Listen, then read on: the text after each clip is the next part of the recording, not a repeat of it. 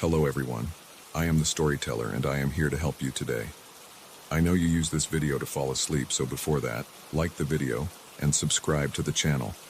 Also, where are you from and what time are you watching? Now get comfortable and relax. The headlights swallowed him whole. That's the only way I can describe it now, 3 weeks later, sitting in my apartment with every light on and the shades drawn. Not that he was hit. There was no impact, no screech of brakes, no body tumbling across the hood.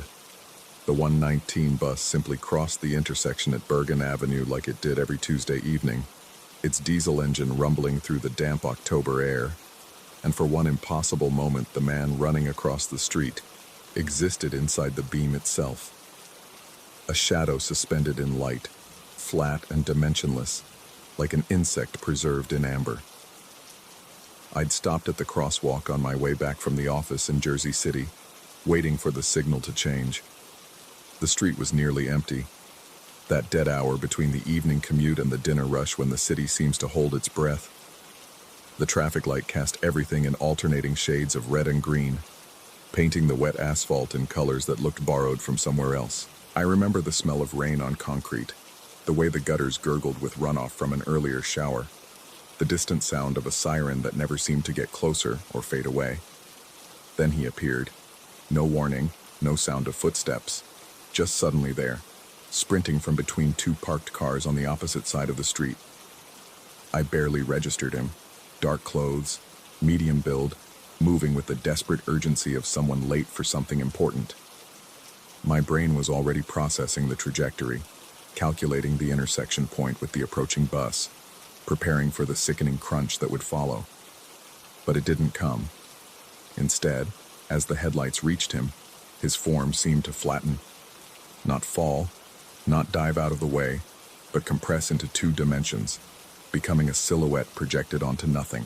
For perhaps half a second, though time felt elastic and strange in that moment, he was part of the light itself, a shape cut from illumination, moving within the beam like a figure in an old film strip. Then the bus was passed, its taillights bleeding red into the darkness, and the street was empty again. I stood there, hand still raised halfway to my face in an aborted gesture of horror, staring at the vacant intersection. The crossing signal blinked its white walking figure at me, insistent. I didn't move, couldn't move. My reflection gazed back at me from the darkened window of a shuttered bakery, eyes wide, mouth slightly open, frozen in the moment before catastrophe. But there had been no catastrophe. I waited for someone else to react. A shout, running footsteps, the squeal of brakes. The street remained quiet except for the gurgle of water in the drains and that distant siren that still went nowhere. Eventually, I crossed the intersection, walking slowly, examining the asphalt for signs of what I'd witnessed. The pavement was slick with rain, reflecting the streetlights in fractured patterns. Nothing seemed disturbed. At home, I poured myself a drink I didn't finish and tried to convince myself I'd experienced a trick of the light. Perspective, fatigue, the play of headlights through rain-misted air. All perfectly rational explanations for an optical illusion. By the time I went to bed, I'd almost managed it. The footprints appeared 4 days later. I'd taken to walking different routes home, though I couldn't have explained why. Some instinct made me avoid Bergen Avenue, even if it meant an extra 10 minutes through less familiar neighborhoods. But that Saturday, running errands, I found myself approaching the same intersection from a different angle, coming down Kennedy Boulevard instead. The rain had stopped 2 days prior, leaving the city locked in that peculiar late autumn clarity where everything seemed simultaneously sharper and more distant. I was thinking about groceries, about whether I had enough coffee for the week, mundane thoughts that evaporated the moment I saw them. Shoe prints, sneaker treads, size 10 or 11, impressed into a thin layer of dried mud that the street sweepers had missed. But it wasn't their presence that froze me in place. It was their trajectory. They began in the middle of the street, not at the curb, not emerging from between parked cars, but materializing in the center of the southbound lane, as if someone had simply started existing there mid-stride. The prints crossed the remainder of the street at an angle, headed for the same curb where I'd been standing that Tuesday evening. I followed them, my pulse loud in my ears, counting each impression. 15 steps, each one clear and deliberate, the pressure pattern suggesting a running gait. Then, at the curb, they stopped. Not gradually fading or becoming indistinct, they simply ended at the edge of the sidewalk, the final print showing the ball of the foot and toes as if captured mid-step. There should have been more. The momentum implied by the spacing and depth of the prints demanded more. But the sidewalk beyond was clean, unmarked except for the usual urban detritus of cigarette butts and gum. I crouched beside that final print, aware of how I must look to anyone passing by. A man in a coat hunched over a curb, staring at nothing. My hand hovered above the impression, not quite touching. The edges were crisp, undisturbed by subsequent rain or foot traffic, fresh or preserved somehow. The pattern of the tread was distinctive, a crosshatch design with a small circular logo I didn't recognize. That's when I noticed the smell, faint but distinct, like ozone after a lightning strike, mixed with something else I couldn't identify, something organic and wrong. It seemed to emanate from the footprint itself, though that was impossible. I pulled my hand back quickly, a visceral revulsion overriding curiosity. I took photos with my phone, not sure what I planned to do with them. The images came out strangely overexposed, the prints barely visible despite the clear autumn light. I tried adjusting the settings, moving to different angles, but each photo emerged bleached and indistinct, as if the camera refused to properly register what I was seeing. Walking home, I became aware of a sensation I couldn't shake, the feeling of being watched. Not from any specific direction, but from somewhere behind the surface of things, as if the city itself had developed eyes. Every reflective surface seemed to hold my image a fraction too long. Every shadow appeared slightly darker than the light around it warranted. The dream started that night, always the same. I'm standing at the crosswalk watching the bus approach. But in the dream, I'm the one running, sprinting across the street in a panic I don't understand, driven by a terror that has no source. The headlights catch me, and instead of pain or impact, there's a sensation of being flattened, compressed, spread impossibly thin. I become aware that I exist in only 2 dimensions now. That depth has been removed from my being like a mathematical operation. I'm still moving, still running, but I'm trapped inside the light itself, unable to escape its boundaries. When the bus passes, I continue in the darkness, but I'm not whole anymore. Part of me is still there, suspended in that beam, living through that moment forever. I wake from these dreams not with the usual jolt of awareness, but gradually, uncertain for several minutes whether I've actually opened my eyes or simply dreamed that I have.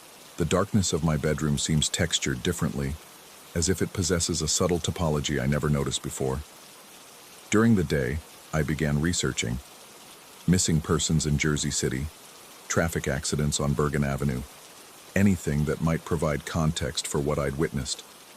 The public records revealed nothing unusual, the standard urban litany of minor collisions, property damage, the occasional injury, but nothing that matched my experience.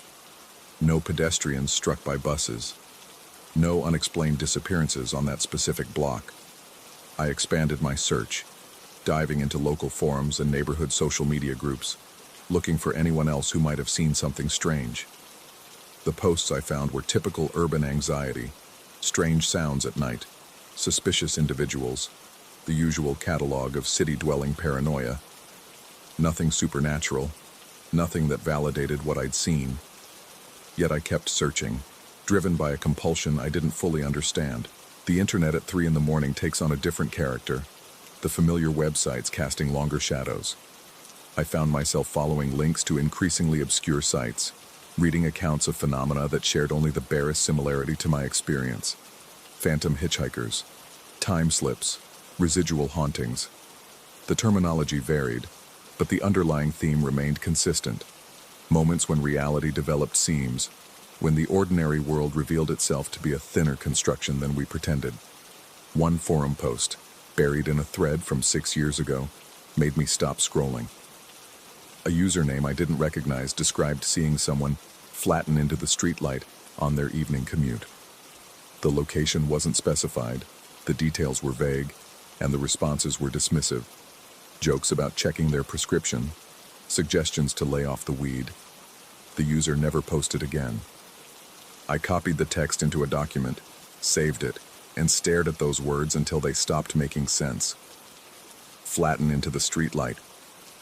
Not into headlights, but streetlight. Different, but similar enough to make my skin prickle. I tried to respond to the thread, but the forum had been archived years ago. The digital conversation frozen in time like those footprints frozen in dried mud.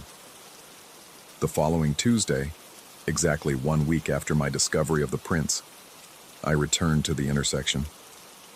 I told myself I was simply walking home via my usual route, that I'd been avoiding it for no good reason, that it was time to stop being ridiculous. But I knew I was lying to myself. I needed to see it again, to stand in that exact spot and confirm that the world still operated according to familiar rules.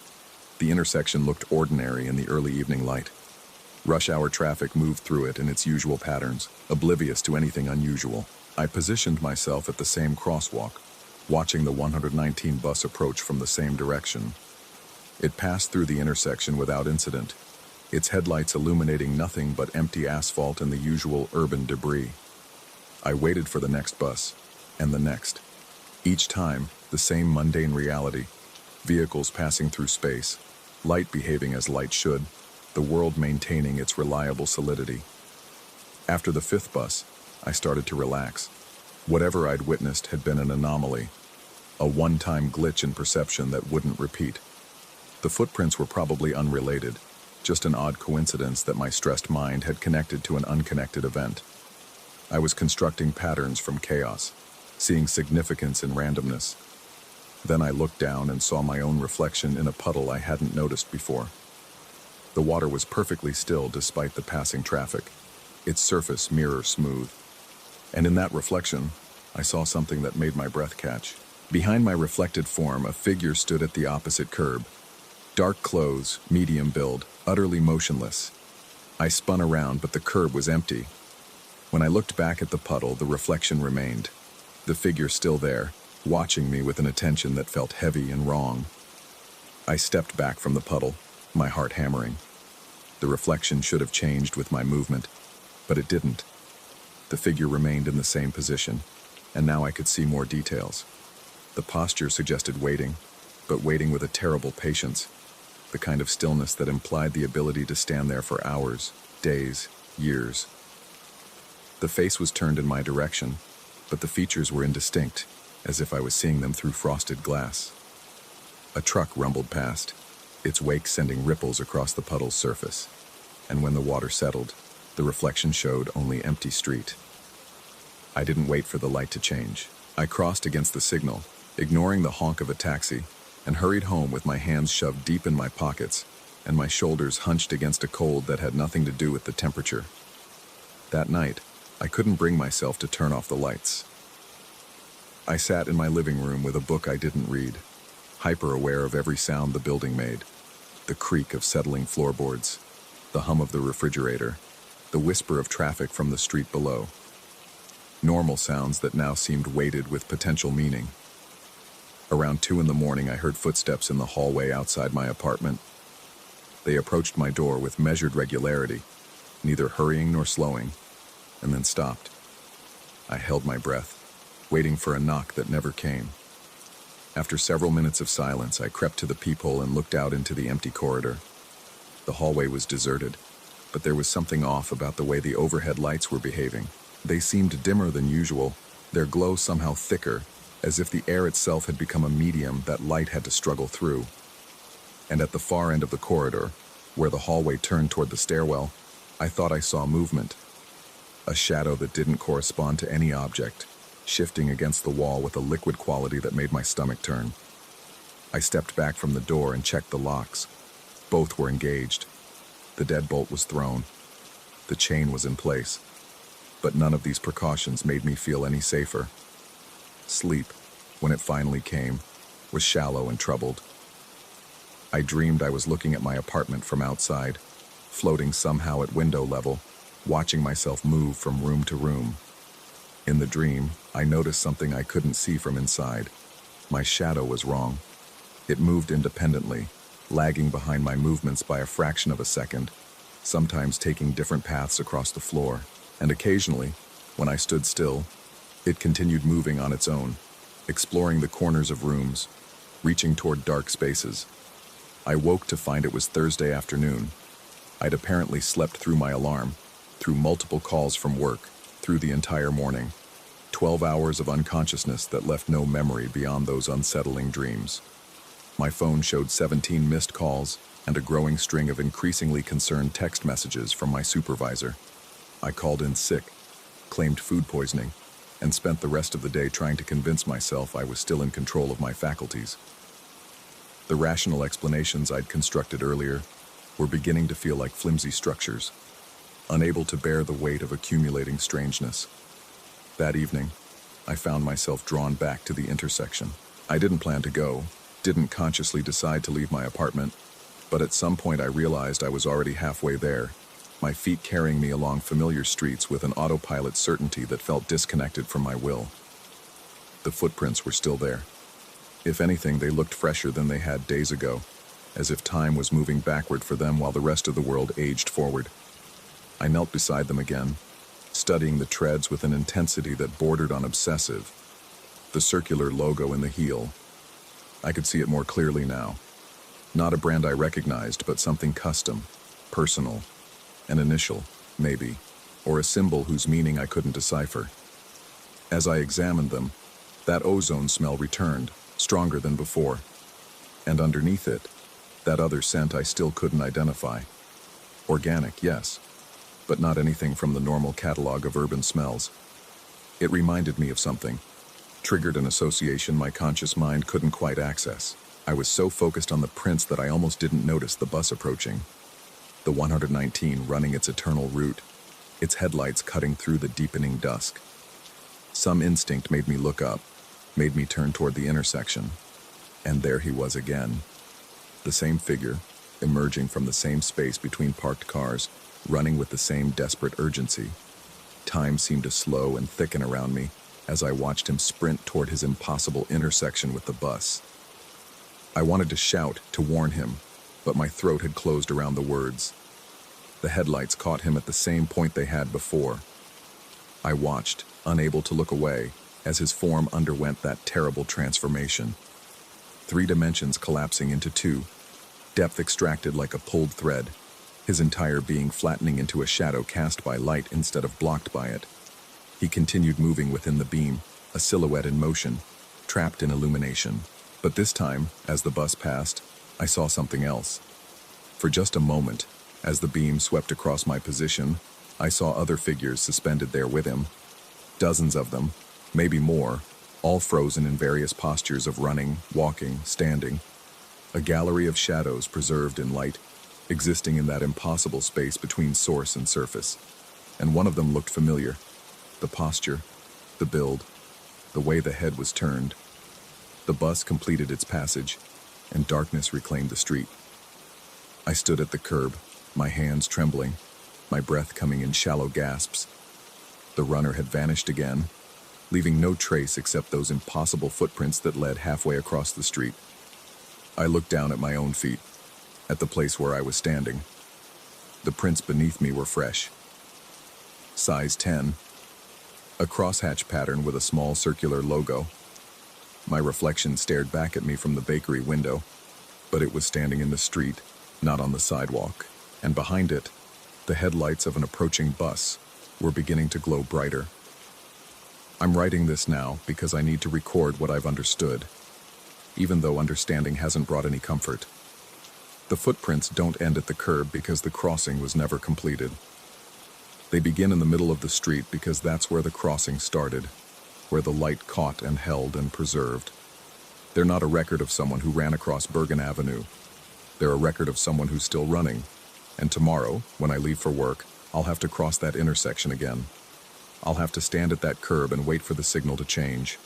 I'll have to watch the buses pass and wonder if each beam of light carries a gallery of the caught, the compressed, the the ones who exist now in only 2 dimensions. I'll wonder if I'm looking at them, or if they're looking back. And I'll wonder, as I've been wondering for the past 3 weeks, whether that moment at the crosswalk was when I witnessed something impossible, or when I became something impossible. Whether I'm remembering or experiencing, whether the dreams are memories or prophecies, whether the figure I keep seeing in reflections is stalking me, or whether I'm stalking myself from inside the light I can't escape. The footprints lead to the curb but never reach it. They begin in the center of the street but never leave it. And tonight, as I sit here with every light burning, I'm starting to understand that both of those statements might be true at the same time.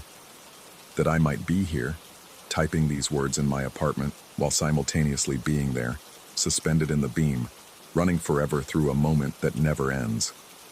The crossing signal is blinking at me from across the street.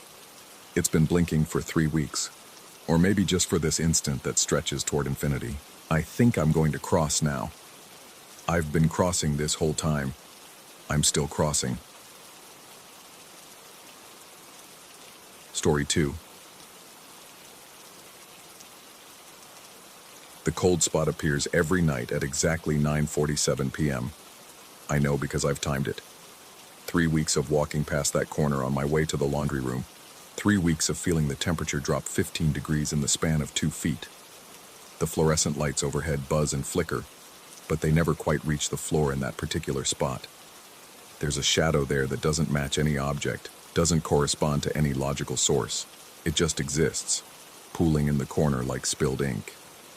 The building manager says it's the ventilation system, cold air from the basement units getting pushed up through gaps in the foundation.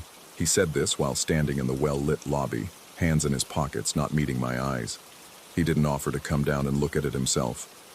I should have moved my laundry routine to daytime. Should have used the laundromat 3 blocks away. Should have done a lot of things differently. But routine is a powerful thing. Inertia even more so. It was a Thursday when I first saw it. Her. It. Whatever. I'd been carrying my basket of darks down the corridor, the weight of damp fabric making my shoulders ache. The hallway stretches about 40 feet from the elevator to the laundry room door, and the cold spot sits right in the middle. I'd learned to walk quickly through it, holding my breath like a kid passing a graveyard. That night, I looked up. Half a body stood in the doorway of the laundry room. Just half. From the waist up, pressed against the doorframe, head tilted at an angle that made my stomach clench. Long hair hung down, plastered to a face I couldn't quite see, strands clinging to skin the color of old newspaper. The hair looked wet, heavy with moisture that should have been dripping but wasn't. Everything about the posture suggested waiting. Patient, endless waiting. The basket slipped from my hands. Clean clothes tumbled across the stained carpet. I blinked and the doorway was empty. My heart hammered against my ribs as I gathered up my scattered laundry, hands shaking so badly I could barely grip the fabric. The cold spot seemed to pulse, to breathe, the temperature dropping further until I could see my breath misting in the air. The fluorescent lights flickered 3 times in quick succession, and in those gaps of darkness, I thought I saw movement at the edge of my vision. I left half my laundry on the floor and went back upstairs. The marks appeared that night. I stood under the shower spray, letting scalding water pound against my neck and shoulders, trying to wash away the image of that figure in the doorway. Tried to convince myself it was exhaustion, stress from work, the kind of visual trick your mind plays when you're running on 4 hours of sleep and too much coffee. Then my forearm began to burn. Not the gentle warmth of hot water, but a sharp, focused pain that felt like something dragging beneath my skin. I watched, transfixed and horrified, as 3 parallel lines rose from the flesh of my inner forearm. Red welts that seemed to push up from underneath, like something inside was trying to mark me, to claim me. The lines were perfectly straight, perfectly parallel, each one exactly 2 inches long. I scrubbed at them, but the marks didn't fade. If anything, they grew brighter under my attention, angrier. The burning sensation spread up my arm, into my shoulder, creeping toward my chest with the patient inevitability of poison in the bloodstream. I got out of the shower and wrapped my arm in a towel, hands trembling. In the mirror, my face looked pale, eyes too wide. Behind me, the bathroom door stood open about 6 inches. I didn't remember leaving it that way. I slept with every light in my apartment burning that night. The dryer started 2 days later. I'd avoided the laundry room entirely, wearing the same 3 shirts in rotation, convinced I could outlast whatever was happening, convinced it would fade if I just stopped paying attention to it. But Sunday night, I woke to a sound that pulled me from uneasy sleep. The distant rumble of a dryer drum, spinning in the basement. I lay in bed, staring at the ceiling, listening to that rhythmic tumbling sound drift up through the floors. It ran for exactly 15 seconds, then stopped. Silence stretched out. I was just convincing myself I'd imagined it when it started again. Another 15 seconds. Stop. Start. Each time I walked to the bathroom, the sound began. Each time I approached my front door, it started spinning. When I stood perfectly still, it went quiet. It was responding to me. The marks on my arm had faded to a dull brown, but I could still feel them. A constant low-grade burning, like a brand that never quite healed. I found myself scratching at them unconsciously, nails dragging across the skin until thin lines of blood appeared. I called in sick to work on Monday, spent the day researching the building's history on my laptop, sitting at my kitchen table with all the curtains drawn. The apartment complex was built in 1987. Nothing remarkable about the location. No murders, no tragic accidents, no buried cemetery underneath. Just a standard residential building with beige walls and mediocre water pressure. But I found a forum post from 3 years ago, buried 6 pages deep in a local community board. Someone asking if anyone else in the Riverside apartments had experienced unusual phenomena near the laundry facilities. The thread had 4 replies, all dismissive. The original poster never responded again. I tried to find them, but the account was deleted. On Tuesday night, I forced myself to go down there. Not to do laundry.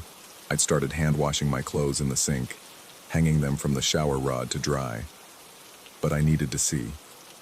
Needed to confirm that there was nothing, that my mind was simply unraveling from stress and isolation and too many late nights spent researching the building's past. The elevator ride down felt longer than usual. The numbers above the door counted down with agonizing slowness. 7, 6, 5, 4. The basement level indicator blinked once before the doors shuttered open. The hallway stretched before me, fluorescent lights casting their sickly glow across worn carpet. The cold spot waited in the middle, that pool of shadow that never moved, never changed. And beyond it, the laundry room door stood open. I hadn't left it open. My footsteps sounded too loud in the empty corridor. Each breath came shallow and quick. The temperature dropped as I approached the cold spot, my skin prickling with more than just the chill. The air felt thicker there, resistant, like walking through invisible curtains of something that didn't want me to pass. The marks on my arm began to burn again. I stopped at the edge of the shadow, heart pounding so hard I could hear blood rushing in my ears. The laundry room door hung open about 2 feet, revealing nothing but darkness inside. The lights should have been on. They were on a sensor, triggered by movement. But the room beyond was completely black. I reached for my phone to use the flashlight, fingers fumbling in my pocket. The moment my hand closed around it, the dryer started. Not the gentle tumble of clothes being dried. This was violent, aggressive. The drum spinning so fast the whole machine shook. Metal shrieked against metal. Something inside was tumbling with a wet, heavy sound, like soaked fabric being thrashed against the sides. I didn't remember loading the dryer. I didn't remember even having laundry down here. The phone slipped from my hand, clattering to the floor. In the moment I bent to retrieve it, I felt it. A presence behind me. Close. The kind of proximity that makes every animal instinct scream danger. I could feel heat at the back of my neck, feel the faint movement of air that suggested breathing. But when I spun around, the hallway was empty. Just me and that cold spot, and the sound of the dryer screaming in the darkness. I ran, I didn't go back to my apartment that night. Couldn't. The thought of being in that building, separated from the laundry room by just 7 floors of concrete and drywall, made my chest tight with panic. I checked into a motel 6 blocks away, paid cash, locked myself in a room that smelled of bleach and cigarette smoke. The marks on my arm had opened again. 3 clean lines that wept clear fluid, not blood. When I pressed a tissue to them, the fabric came away wet but unstained. I fell asleep with the TV on, volume turned up high enough to drown out my own thoughts. In my dreams, I walked the corridor again. The cold spot expanded with each step, spreading like a stain, until the entire hallway was frigid and dark. The laundry room door stood open, and inside, someone was waiting. Long hair plastered to a face I couldn't see. Patient, eternal. In the dream, I kept walking toward it. The building manager called me on Wednesday morning, said there'd been complaints about noise from my unit, specifically the sound of the shower running continuously for 6 hours straight. I was 15 miles away when he called. Hadn't been back to the apartment since Monday night. He wanted to send maintenance up to check for a leak.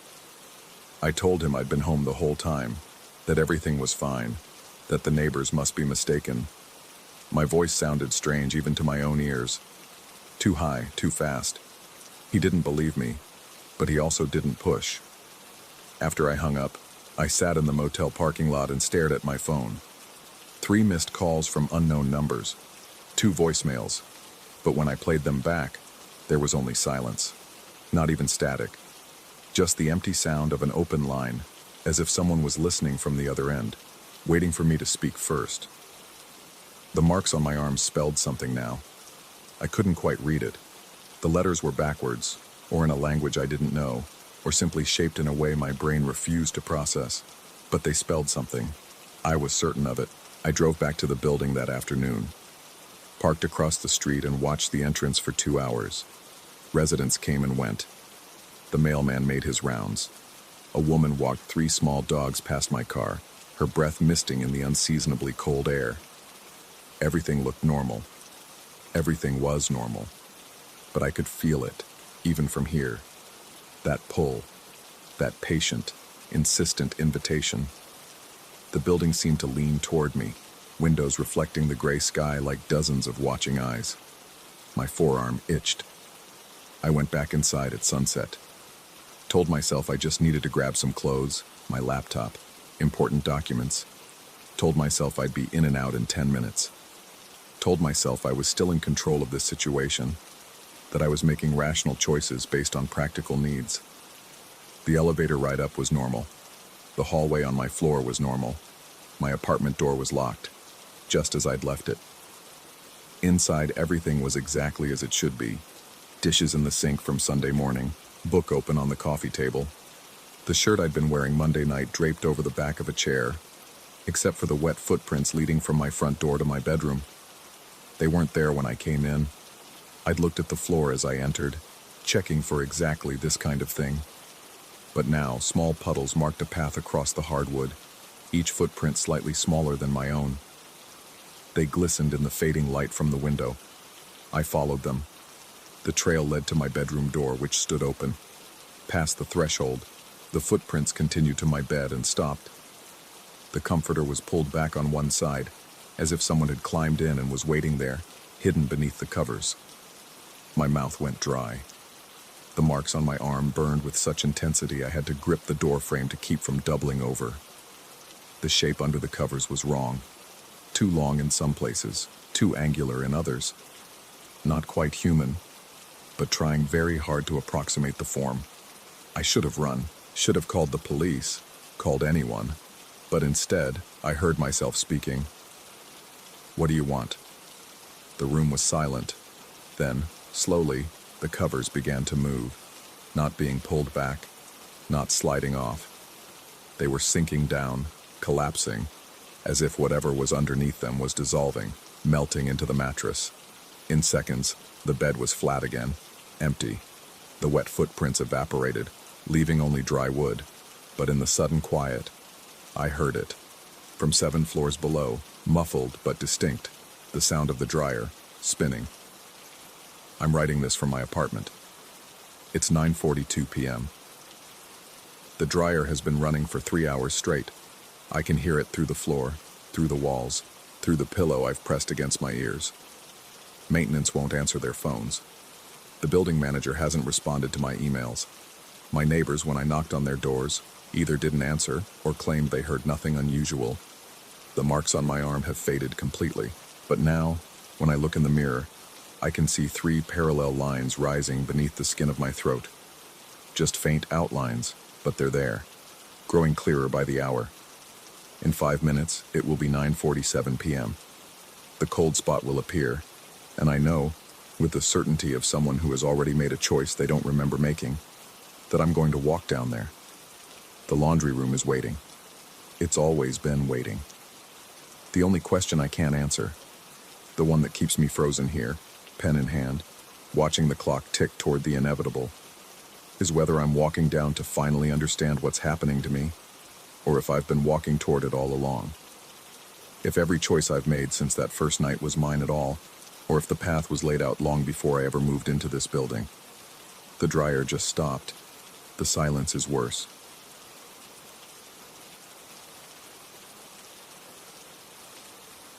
Story 3. The shelves know what I need before I do. I tell myself this is coincidence, pattern seeking in the dim hours when exhaustion plays tricks on perception. But the metal sang 3 times last night. Sharp, deliberate pings that cut through the silence of my third-floor walk-up, and I found myself standing before the restoration drama section at 2:47 a.m., holding a volume I hadn't touched in months, open to an annotation that answered a question I'd only half formed in my mind. The handwriting wasn't mine. It started 6 weeks ago, during one of those November nights when Boston's cold seeps through the old window frames and settles into your bones. I was working on a comparative analysis of revenge tragedies, surrounded by stacks of Dover editions and Arden anthologies, when I thought about checking a particular scene in the Revenger's tragedy, not urgently. Just a passing consideration I dismissed because the book was shelved deep in the 3rd row, behind 2 layers of other volumes, and I was comfortable in my nest of papers and coffee cups. Then came the sound, a soft thump against the hardwood floor behind my desk chair. I turned to find the book face down, pages splayed, exactly where I would have set it had I retrieved it myself. The apartment's floorboards are uneven. The whole building tilts slightly after a century of settling, so books do occasionally slide. But this one had been wedged tight between a collected Marlowe and a critical edition of Webster, on a shelf recessed a full 18 inches from the edge. I picked it up. It had fallen open to Act 3, Scene 5. The exact scene I'd been considering. A passage was underlined in faded pencil, and in the margin, someone had written, "Note the temporal collapse. Past murders echo in present tense. The dead direct the living." The annotation was signed with initials, R.H. The same initials appeared on the bookplate inside the front cover. From the library of R. Holloway, 3rd floor, 47 Ashfield Street. My address. My floor.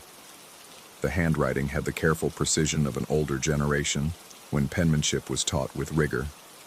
I'd seen these markings before, scattered throughout my collection. Nearly 2/3 of my books had come from estate sales and used bookstores, but I'd never paid much attention to them. That night, I paid attention. I found R.H. everywhere. In a 1947 edition of The White Devil, in pencil, Webster understood, "We are our own ghosts." In a water-stained Duchess of Malfi, "The torture is in anticipation, the not knowing." In The Changeling, next to a scene about madness. How do we distinguish between vision and delusion when both feel equally real? By dawn, I'd gone through 37 volumes. 29 had annotations, all in the same hand, all signed R.H. The observations were brilliant, the kind of insights I wished I'd made myself. Whoever Holloway was, he'd read these plays with an intensity that bordered on obsession. His notes didn't just analyze the texts. They engaged in conversation with them, arguing with characters, questioning motives, drawing connections across centuries of drama. He'd been a scholar, clearly, perhaps a professor, almost certainly alone like me, spending long nights in this same room, at perhaps the same desk, reading by lamplight while the city slept below. I felt a strange kinship with him, also a creeping unease I couldn't quite name. The second incident happened 4 days later. I was researching the influence of Senecan revenge on English drama and needed to cross-reference a passage from Thyestes. The book was in Latin, filed on the top shelf of my far bookcase, behind volumes I hadn't consulted in over a year. I made a mental note to get it in the morning when I had better light and a step stool. 3 metallic pings rang out from across the room. I froze. The sound had come from the shelf itself, the bracket screws vibrating against the wall anchors, perhaps, or the metal support bars expanding in the heat. Old buildings make noises, radiators clank, pipes knock, wood settles and groans. I'd lived here 18 months. I knew its vocabulary of creaks and sighs. This was different. This was deliberate. 3 pings, evenly spaced, almost like a summons. I walked over slowly, heart rate elevated in a way I told myself was irrational. The Latin Thyestes was jutting out from the shelf, just an inch, but enough to be noticeable. It hadn't been like that 5 minutes ago. I would have noticed. I pulled it down. Inside, I found a letter being used as a bookmark, folded between pages 47 and 48. The paper had yellowed to the color of old bone, and the typewriter font was from an era before word processors. It was dated March 15, 1983, and addressed to R. Holloway at this address. The letter was from a university press, rejecting a manuscript submission titled The Architecture of Anticipation, Terror and Temporality in Renaissance Tragedy. The editor praised the insight but found the theoretical framework too personal, too invested in subjective experience to meet academic standards. They suggested Holloway was perhaps too close to the material, unable to maintain critical distance. There was a handwritten note scrawled at the bottom of the rejection letter in the same careful script I'd seen in the margins. They don't understand. The distance is the problem. You have to let the text consume you. You have to listen. I should have stopped reading the annotations after that. Should have boxed up the books with marginalia and stored them in the basement. Should have recognized the warning signs of someone who'd lost themselves in scholarship, who'd confused study with communion. Instead, I started seeking them out. I began keeping a notebook, cataloging Holloway's insights. His observations were too valuable to ignore, too precisely aligned with my own research interests. He'd made connections I was still groping toward, identified patterns I'd only intuited. It felt like finding a mentor, albeit one who existed only in pencil marks and faded ink. The shelves helped me find what I needed. That's how I started thinking about it, though I recognized the absurdity even as the thought formed. When I needed a specific reference, a particular book would be slightly askew on the shelf or positioned at an angle that caught the light differently. Once I woke at 3 a.m., with a half-remembered quote nagging at the edge of consciousness, and when I stumbled into my study, I found a slim volume of the Spanish tragedy lying on my desk, open to the exact passage I'd been trying to recall. I had no memory of taking it down. The metal pings became more frequent, 3 sharp notes that would sound whenever I thought about avoiding a reference check, whenever I considered leaving a question unresolved. At first, they startled me. Then they became expected. Then, and this is when I should have recognized how far I'd drifted, they became comforting. Like having a research assistant who anticipated my needs, who knew the collection as intimately as I did. Better than I did, actually, because there were books I didn't remember acquiring. A first edition of The Broken Heart, signed by the author in 1633. A manuscript facsimile of The Atheist's Tragedy, with production notes in the margins. A privately printed collection of revenge plays from a 1920s academic series I'd never heard of. They appeared on my shelves gradually, nestled among the familiar volumes, and I'd notice them only when I needed them. Each bore Holloway's bookplate. Each contained his annotations. I told myself I must have bought them and forgotten. Estate sale impulse purchases, late-night online bidding I didn't recall. I'd been working long hours, sleeping irregularly. Memory lapses were normal under such conditions, but I couldn't explain how they ended up shelved in exactly the right places. alphabetized perfectly, as if they'd always been there. I decided to research R. Holloway himself. The building's landlord was unhelpful, citing privacy policies and hazy memory. But the local historical society had records. I spent an afternoon in their archives, searching property transfers and resident listings for 47 Ashfield Street. Raymond Holloway had lived in my apartment from 1967 to 1984. He'd been a doctoral candidate at Boston University, studying early modern drama. His dissertation was never completed. In March 1984, he'd been found by a neighbor, sitting at his desk, surrounded by open books, staring at nothing, catatonic. He'd been institutionalized at a private psychiatric facility in western Massachusetts. The intake notes, which I obtained through channels I'm not proud of, mentioned acute dissociative state and elaborate delusional system involving textual communication. The attending psychiatrist had written, "Patient insists the books are speaking to him, providing answers before questions are asked. Believes he is engaged in conversation with previous readers across time. Shows no insight into pathology." Holloway had never recovered. He'd remained in care until his death in 1991, at age 49. The cause was listed as pneumonia, but the medical notes mentioned he'd stopped eating in his final weeks, stopped responding to any stimuli except when someone read aloud from Renaissance plays. Then his eyes would focus, and his lips would move, mouthing words that didn't quite sync with the text being read. I closed the archive file with hands that shook slightly. I told myself this changed nothing. Holloway's mental illness didn't invalidate his scholarly insights. The annotations were still valuable. The book still contained useful information. But that night, when I returned to my apartment, I noticed something new. The annotations had multiplied, not in the sense that new ones had appeared, though I couldn't be completely certain, but in that I was seeing them everywhere now, on every page, in every margin. More than I'd noticed before, much more. Some were dated, spanning from 1968 to early 1984, documenting nearly 16 years of obsessive reading and rereading. I watched his handwriting evolve from neat academic script to increasingly frantic scrawls, the observations becoming less analytical and more conversational. Are you reading this too? Do you feel them watching? The margins are liminal spaces. Between text and world, between then and now, I thought I was studying them. But they were preparing me. Don't resist. Let them show you. They only want to help. These were written in the final months based on the dates, January through March 1984, right before his breakdown. The handwriting was barely legible, pressed so hard into the paper that it had torn through in places.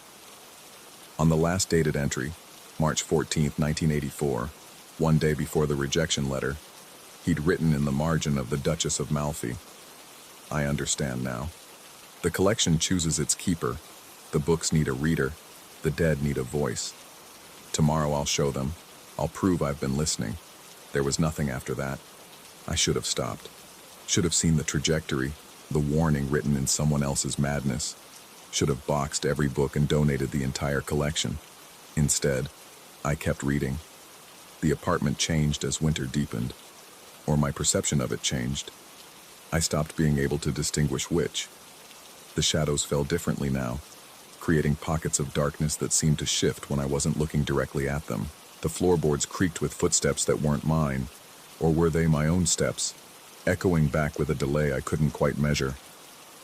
The radiators knocked in patterns that felt almost rhythmic, almost like Morse code, almost like language. 3 pings. Always 3. I started finding Holloway's notes before I looked for relevant passages. They'd be there waiting, marking exactly what I needed, as if he'd known what I would research 40 years in the future. As if the scholarship was a script we were both following, written by something else entirely. I discovered patterns in the annotations. When read in sequence across multiple books, they formed a larger argument about the nature of tragedy and time. Holloway had believed, or come to believe, that revenge tragedies weren't just depicting cyclical violence, but were themselves caught in loops, that the plays created temporal eddies where past and future collapsed into a perpetual present tense, That readers didn't interpret the texts so much as become absorbed into them, becoming characters in an ongoing drama that never quite concluded. "We are all revenging ghosts," he'd written, haunting pages, waiting for the next reader to give us voice. I stopped sleeping regularly, would sit at my desk until dawn, following trains of thought that felt simultaneously mine and not mine, reading passages that seemed to read me back. The books began to feel warm in my hands, as if recently held. Sometimes I'd open one and find the pages still settling, still floating down from being turned by fingers I couldn't see. My advisor emailed, concerned about my lack of contact. I replied that I was making excellent progress, that I'd stumbled onto a cache of secondary material that was revolutionizing my approach. I didn't mention that the secondary material consisted of a dead man's marginal annotations, or that I'd started responding to them, writing my own notes and dialogue with his observations, creating a conversation across decades. I didn't mention that sometimes, when I wrote a question in the margin, I'd return hours later to find an answer in handwriting that looked almost like mine but wasn't quite. The letters slightly more cramped, the baseline tilting at a different angle. Last week, I found the final piece. Hidden inside a collection of Middleton plays was a manila folder containing Holloway's unpublished manuscript. The Architecture of Anticipation, complete. 300 pages of dense theoretical analysis arguing that Renaissance tragedy had created a feedback loop in consciousness itself, that the plays had opened channels in perception that remained open, that readers across centuries became nodes in a network of tragic awareness, experiencing the same patterns of anticipation and dread that the original audiences felt. That the terror wasn't in the plays, it was in the reading of them, in the space between word and understanding, where meaning forms and reforms endlessly. The conclusion was chilling. The plays don't end. They echo. They require witnesses to complete the cycle. Each reader becomes another character, another victim of the plot that never quite resolves. We think we're observing tragedy. We're participating in it. The manuscript was rejected for good reason. It wasn't scholarship anymore. It was testimony. It was a warning that read like madness. I recognized every argument in it because I'd been thinking the same thoughts, following the same lines of reasoning, arriving at the same conclusions. I am doing exactly what Holloway did. The shelves are singing more frequently now. 3 pings that wake me at odd hours. 3 pings when I think about calling my advisor, about expressing concern, about admitting I might need help. 3 pings that guide me back to the desk, to the books, to the annotations that feel less like historical artifacts and more like instructions. I've started to notice that my own handwriting is changing, becoming more careful, more precise, more like his. I've started to notice that I'm losing track of which notes are his and which are mine. I've started to notice that the collection has grown again. Books I definitely didn't acquire, bearing book plates with my own name, dated months in the future, filled with annotations and handwriting that might be mine, might be Holloway's, might be someone else's entirely. Someone who hasn't lived here yet but will. Someone who will find these same books and think these same thoughts and write these same warnings that no one heeds. The manuscript ends with a handwritten addendum, undated. To whoever reads this next, I'm sorry. I tried to resist. I tried to leave. But the collection needs its keeper. The books need their reader. The patterns need to complete.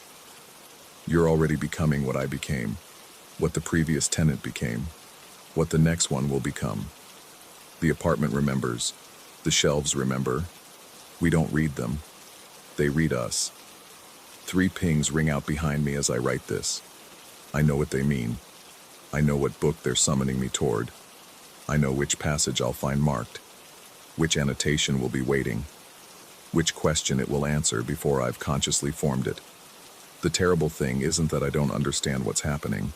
The terrible thing is that I do, and I'm walking toward the shelf anyway, my hand reaching for the spine that's calling to me, ready to open to the page that's been waiting, ready to read the words that are reading me, ready to add my own notes to the margins, my own voice to the chorus of keepers who thought they were scholars, but became something else. Something that exists in the space between texts and time, between past readers and future ones, between the person I was and the person I'm becoming. The book is warm in my hands. It always is. And tomorrow, someone else will move into this apartment, will buy my collection at an estate sale, will spend long nights studying by lamplight while the city sleeps below, and the shelves will learn their needs, and 3 pings will sing out in the darkness, and the annotations will wait. I'm adding this final note because I can't not add it, because the compulsion to complete the pattern is stronger than reason, stronger than fear, stronger than the part of me that's still screaming to stop. If you're reading this, you're already too late.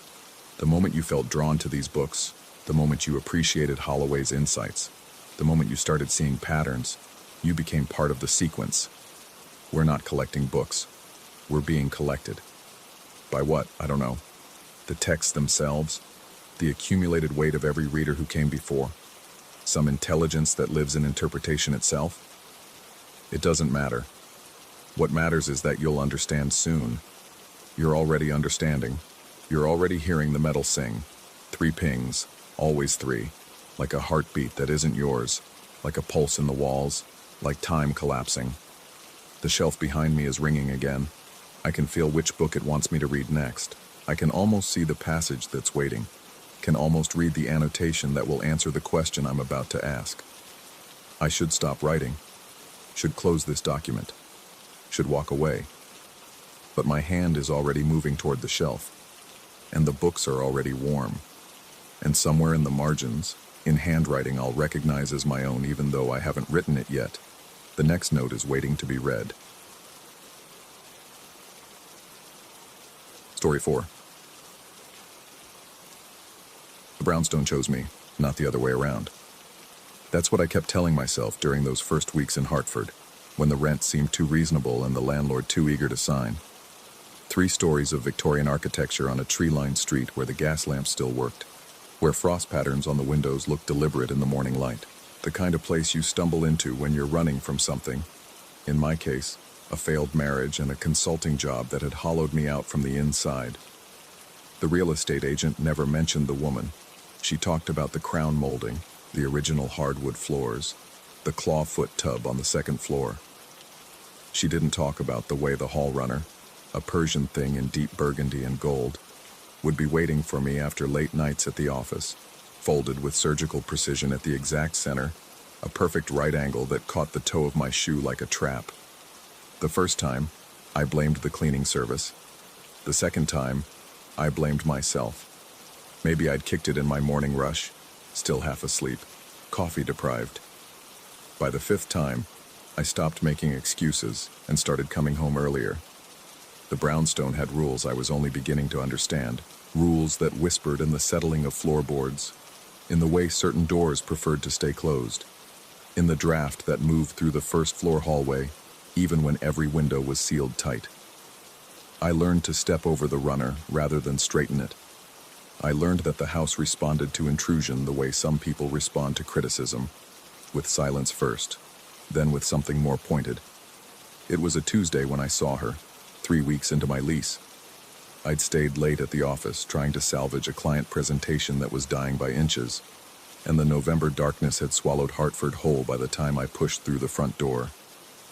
The hallway stretched ahead of me, that long corridor from entrance to kitchen, and the mirror, original to the house, the agent had said, part of a matching console table, caught me as I shrugged off my coat. She was standing in the reflection, not behind me, not beside me, in the mirror, as if the glass were a doorway she'd stepped through. High-collared dress in dove gray, hair pulled back so severely it looked painful, one pale finger extended toward something I couldn't see.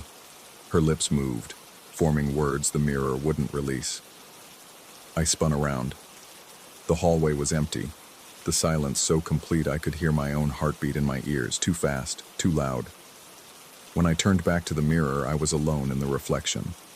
Just me, my rumpled shirt, the shadows gathering in the corners of the frame.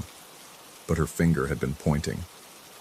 I followed the angle, traced it to the back of the house, to the kitchen door that led to the narrow garden I'd never bothered to explore. The door with the old deadbolt that stuck, the one I'd been meaning to have serviced. I locked it that night, tested it twice. feeling the bolt slide home with a metallic certainty that should have been comforting. At 3:17 a.m., my phone lit up with a notification from the security system I'd installed the first week. More paranoia than practicality, or so I'd thought. Motion detected. Rear door. Someone was trying the handle, working it with patience, with determination. The camera showed nothing but darkness and the suggestion of movement, a disturbance in the shadows that might have been wind, might have been something else. I watched from my bedroom window as the motion sensor light flooded the garden. Nothing. No one running, no footsteps on the gravel path, no gate swinging closed in hasty retreat. Just the light, stark and accusatory, illuminating empty space. The lavender came the next evening. I smelled it before I reached the front steps. That particular scent of dried flowers and old sachets, the kind that belongs in grandmother's closets and estate sales. It hung in the air like a warning, and when I opened the door, the runner was folded again. That same perfect angle, that same deliberate placement. The pattern established itself with cruel efficiency. Late nights brought the folded runner. The lavender scent preceded the security alerts, sometimes by minutes, sometimes by hours, but always before. The woman in the mirror appeared less frequently, but when she did, she was more urgent, her pointing finger trembling with what might have been frustration or fear. I started researching the house. The Hartford Historical Society had records dating back to 1887, when the brownstone was built for a family whose name had been scratched out of the original deed. The librarian who helped me, a thin man with kind eyes who never asked why I wanted to know, mentioned that the property had changed hands 17 times in the past century. An unusual number, he said, for such a desirable location. Some of the previous tenants had left notes in the margins of old property surveys, cramped handwriting that deteriorated into illegibility, references to disturbances, and unnatural persistence. One notation dated 1952 simply read, "She knows. She always knows."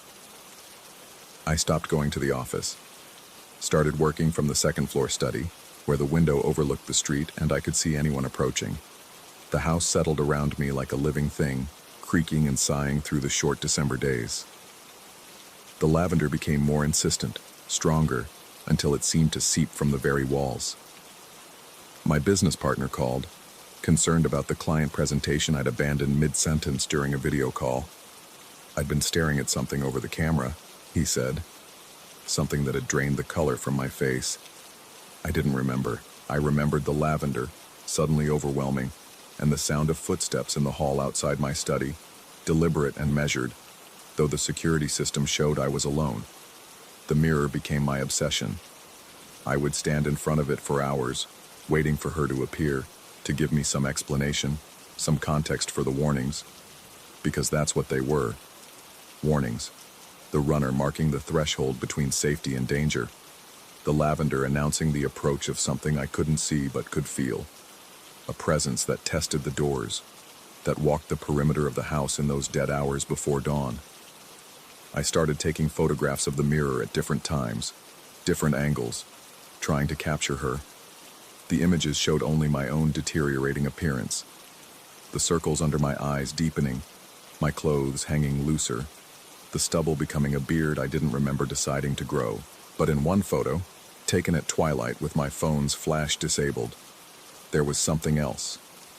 A suggestion of movement in the background, a blur that could have been a trick of low light or could have been the edge of a gray dress, the curve of a severely pulled back hairstyle. The security system evolved its own language. Motion at the rear door, motion at the basement windows, motion in the garden, where the old stone bench sat among the overgrown rosemary and mint. I stopped responding to the alerts, stopped checking the cameras. What was the point? Nothing was ever there, and yet something was always there, patient and methodical, testing for weakness.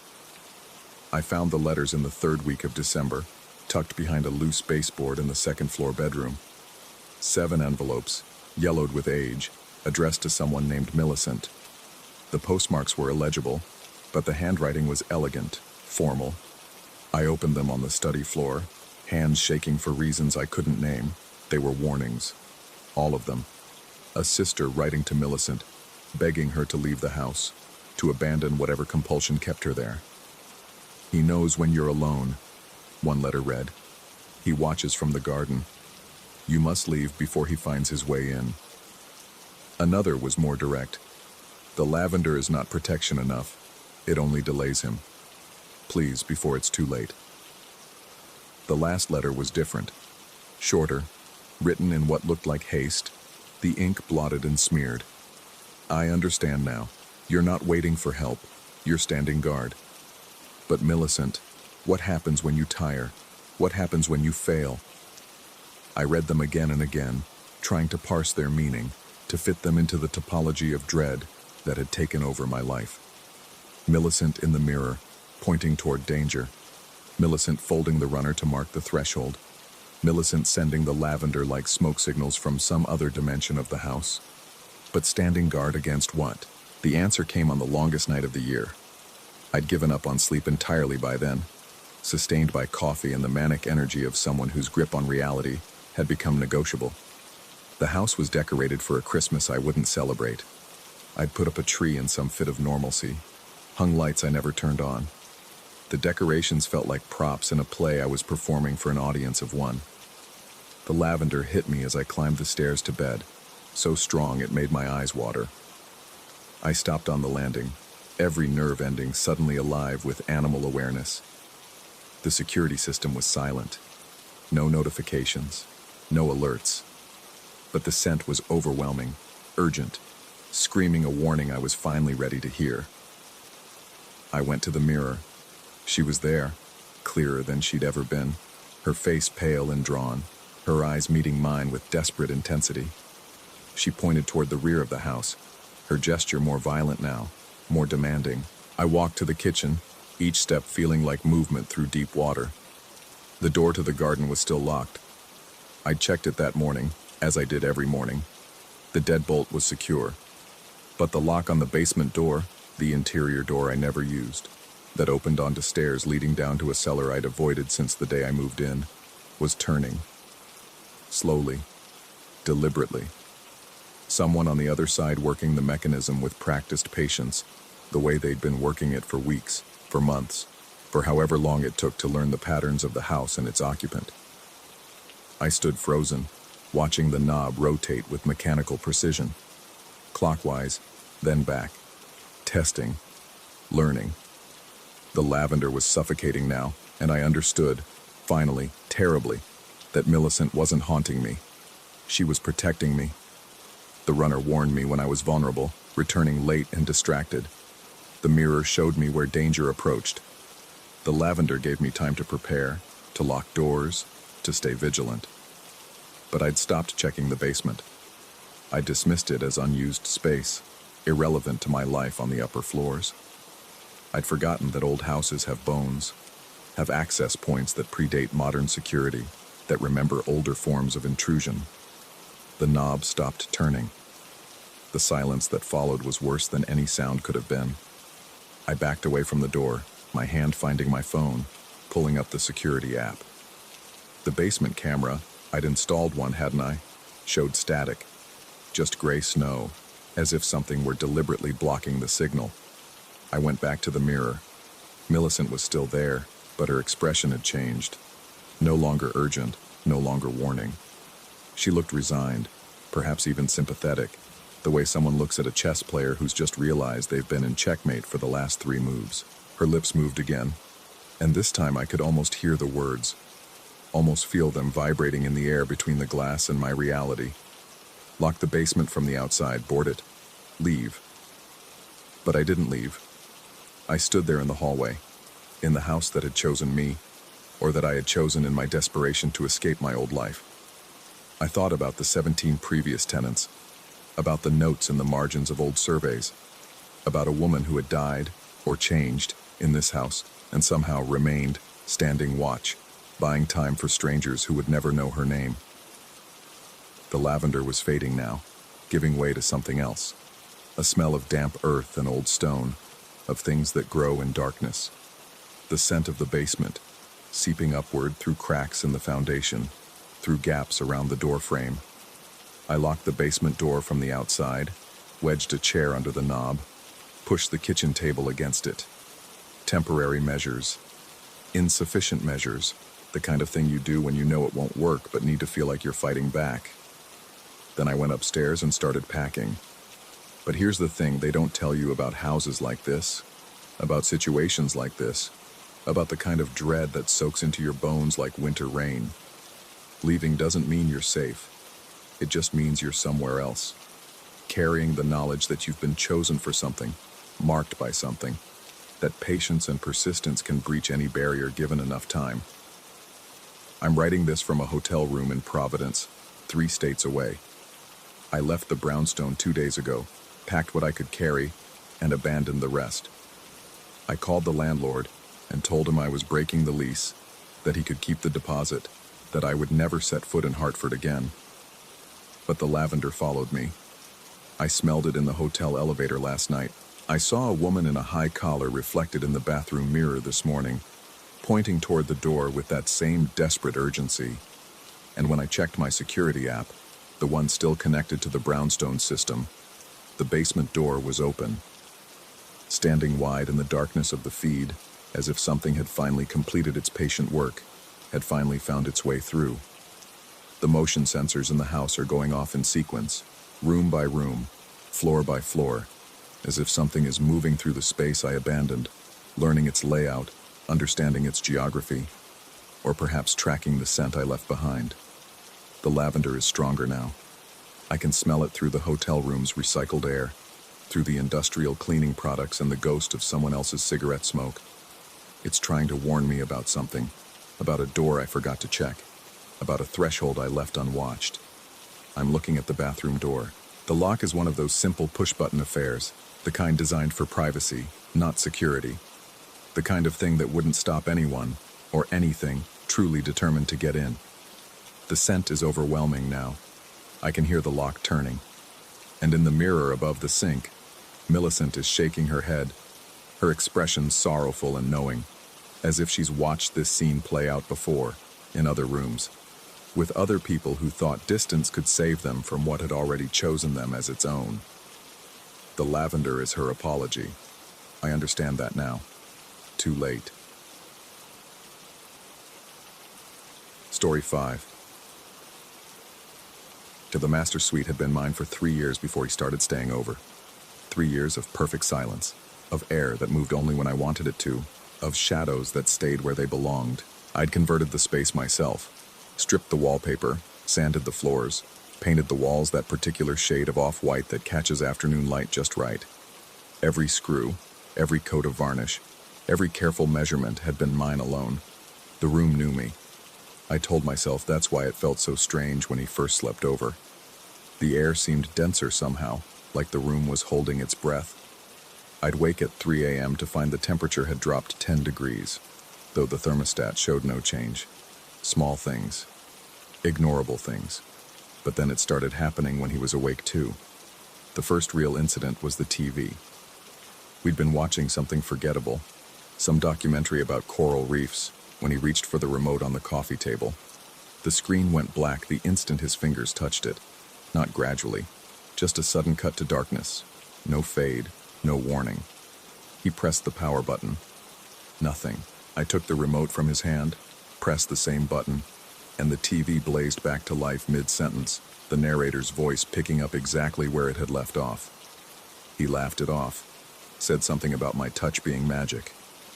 I laughed too, but I'd felt it. That split second of resistance before the TV obeyed me, like it was considering refusing. The desk fan was next. I'd positioned it in the corner, angled to create a cross breeze with the window. Perfect circulation.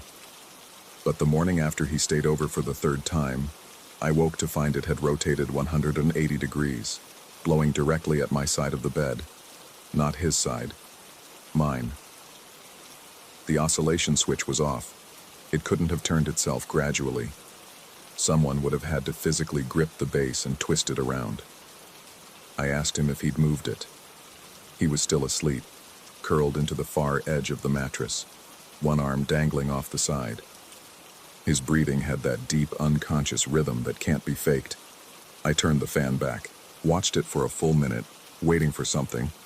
It stayed still, blades spinning in their proper direction, but I could swear I felt disapproval radiating from its cheap plastic housing. The smell started that same week.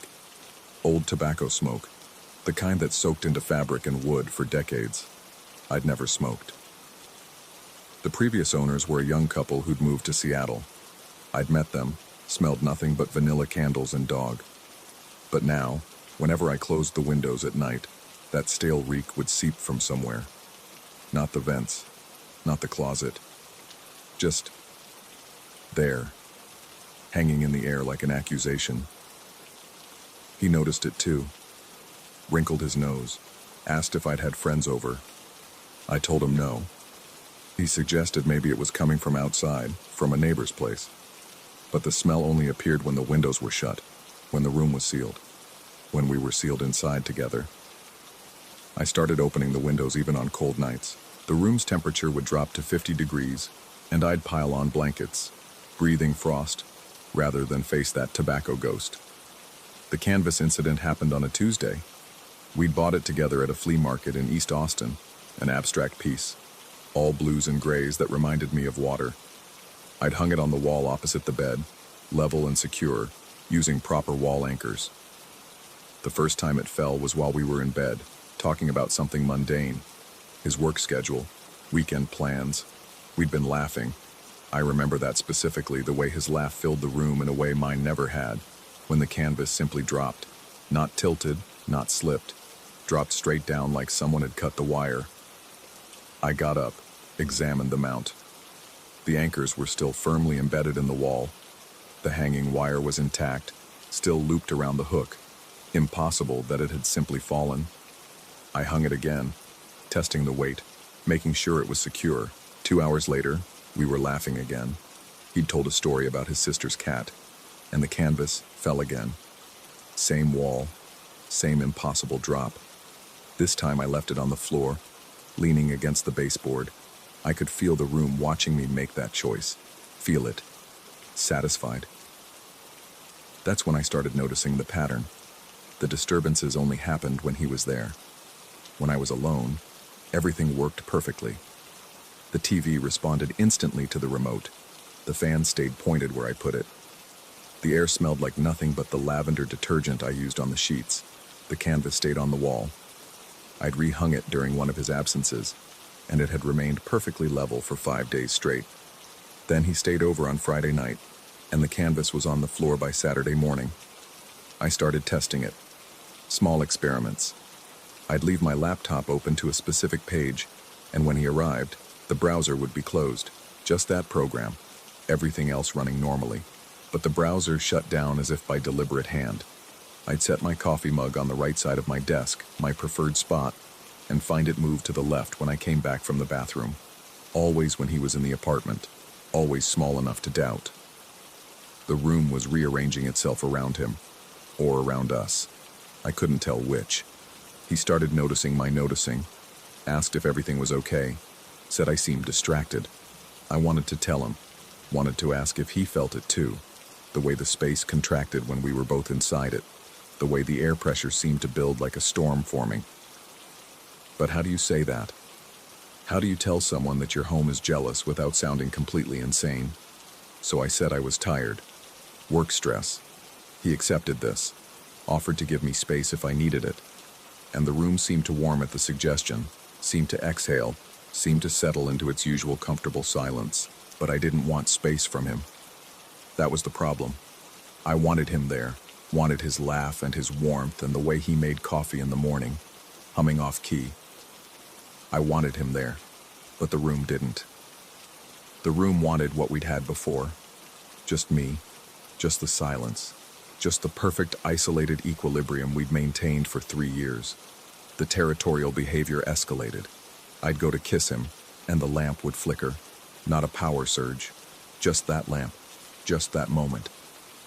We'd lie in bed together and the floorboards would creak in sequence, like footsteps circling us. Slowly, deliberately. The pattern always the same. Start at the door, move along the wall, pause at the foot of the bed. Wait there. I'd count the seconds, never less than 30, never more than 40, before the invisible presence would retreat back to the door. I started sleeping poorly, would wake at 4 a.m. to find myself pressed against the very edge of the mattress, as if I'd been slowly, incrementally pushed there. He'd be sleeping peacefully in the center, and I'd be clinging to 6 inches of space, my body remembering a pressure I couldn't recall feeling. The worst part was the ambiguity. I could never quite catch it happening, never saw the fan turn, never heard the canvas fall, never felt the laptop keys being pressed. Everything occurred in the gaps, in the bathroom breaks, in the moments I blinked, in the spaces between attention. I considered moving, thought about finding a new place, starting over somewhere that didn't know me, didn't have 3 years of solitary occupancy soaked into its bones. But the thought of leaving made my chest tight. This was my space. I'd built it, measured every angle, chosen every fixture. It was mine. But was it? Or had I become its? 3 weeks after the canvas fell for the second time, he asked if he could leave some clothes here. Just a few things. Toothbrush, a change of shirt, basics for the mornings after. Practical, reasonable, the kind of thing people do when they're moving towards something more permanent. I said yes. I watched his face light up. I felt the room go cold. That night, alone again, I sat on the edge of the bed and spoke to the empty air. Told it, whatever it was, that I wasn't alone anymore. That I didn't want to be alone anymore. That things change, that spaces have to accommodate growth. The room didn't answer, but the silence felt different. Not peaceful. Listening. His clothes arrived the next weekend. I cleared a drawer, hung space in the closet. He arranged his things carefully, asking where I wanted each item. I told him anywhere was fine. Make yourself at home. The words felt wrong the moment they left my mouth. This wasn't his home. It was tolerating him, at best. That night, every hanger in the closet where his shirts hung had rotated backward, facing the wrong direction. Just those hangers, not mine. I found them at 2 a.m. when I got up for water, opened the closet door looking for a sweatshirt. 12 hangers, all precisely reversed, the shirts hanging inside out against the wall like they were trying to hide. I didn't tell him. Fixed them in the dark, hands shaking. The tobacco smell got stronger, started appearing even when the windows were open. I'd wake to it, thick and choking, feel him sleeping peacefully beside me, unaffected. Or was he? I'd catch him awake sometimes, staring at the ceiling, and I'd wonder what he was feeling, what he wasn't saying. I started researching. Late-night searches on my phone, locked in the bathroom, haunted houses, psychic imprints, residual energy, explanations that required belief in things I'd never considered. But what was the alternative? That I was imagining it? That seemed harder to believe than ghosts. Or maybe I was imagining it. Maybe the isolation had done something to me, twisted something fundamental, and now my mind was inventing resistance where there was none. Maybe the room was just a room, and I was just someone who'd spent too long alone, who'd started mistaking solitude for companionship. I'd test this theory in the morning, I decided. Would ask him directly what he'd noticed, make a list of incidents, see if his matched mine, confirm the shared reality. But morning came, and I couldn't do it. The words stuck in my throat. Because if he said he'd noticed nothing, if the TV had never shut off for him, if the fan had never moved in his memory, if the canvas falls were just gravity and bad mounting, then what would that make me? So I stayed quiet. We made coffee. He hummed that off-key melody. I watched the steam rise from my mug and noticed it was on the left side of the desk again, though I'd set it down on the right. He kissed me goodbye at the door, said he'd see me Thursday. I watched him walk to his car, get in, drive away. The moment his taillights disappeared around the corner, the apartment exhaled. The air warmed. The pressure lifted. Everything settled into its familiar configuration. I stood in the doorway, key in hand, understanding with perfect clarity that I was being given a choice. I could keep this. The silence, the perfect equilibrium, the space that knew me and only me. Or I could keep him, and whatever battle of wills that would entail. The room waited for my decision. I could feel it waiting, patient, certain. I stepped back inside and closed the door. The lock clicked with a sound like satisfaction.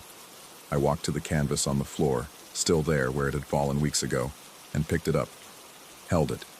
All those blues and grays like water, like something that moves, that changes, that refuses to stay still. I hung it back on the wall, tested the weight, made sure it was secure. Then I texted him, "Leave your drawer as full as you want. This is your space too." The temperature dropped. The lamp flickered once, twice. The fan rotated slowly, a full 360 degrees, like something stretching, testing its range. I sat on the bed and waited. For what, I didn't know. Escalation. Acceptance. Some kind of resolution. But the room just watched, and I realized, with a chill that had nothing to do with temperature, that this wasn't about winning or losing. This was about endurance, about who could outlast whom. The canvas was still on the wall when I finally fell asleep, but I didn't check it when I woke up. I was afraid of what I might find. Story 6. The first time I heard it, I thought it was a dream bleeding into consciousness, that half-awake state where reality and sleep trade places without asking permission.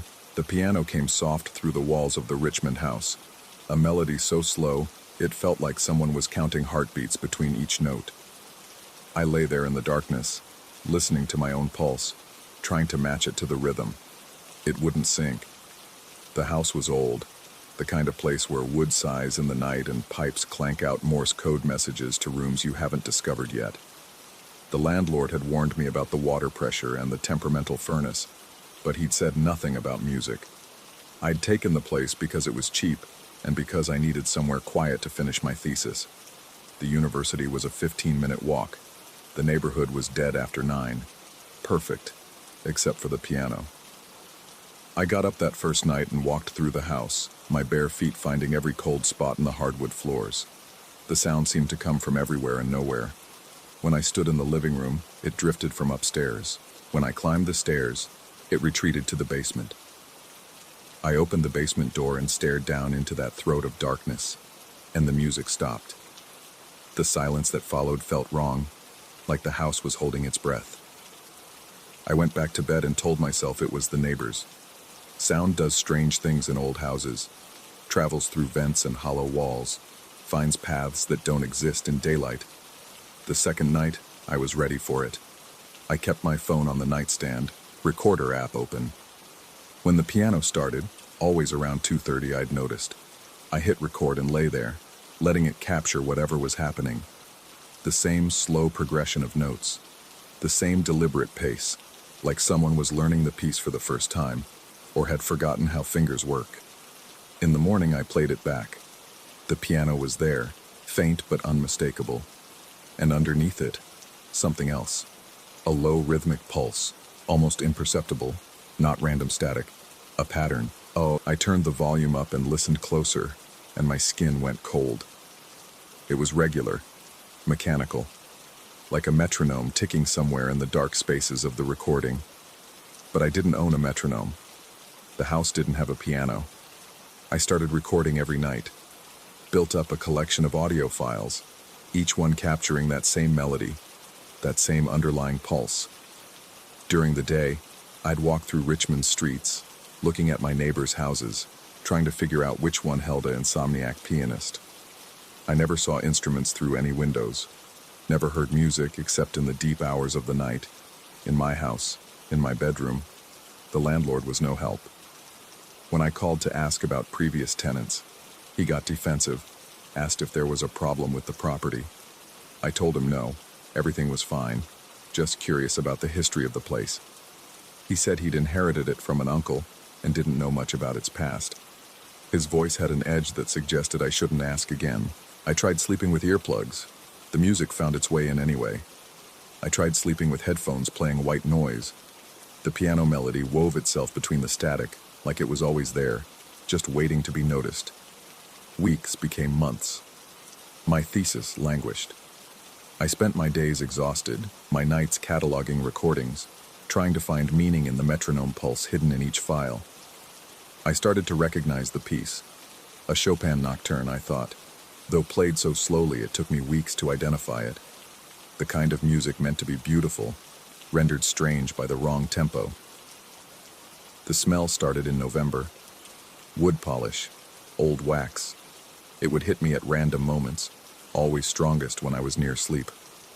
I'd be drifting off, and suddenly my nose would fill with it, sharp and immediate, like someone had just finished polishing the floors in a house that existed 40 years ago.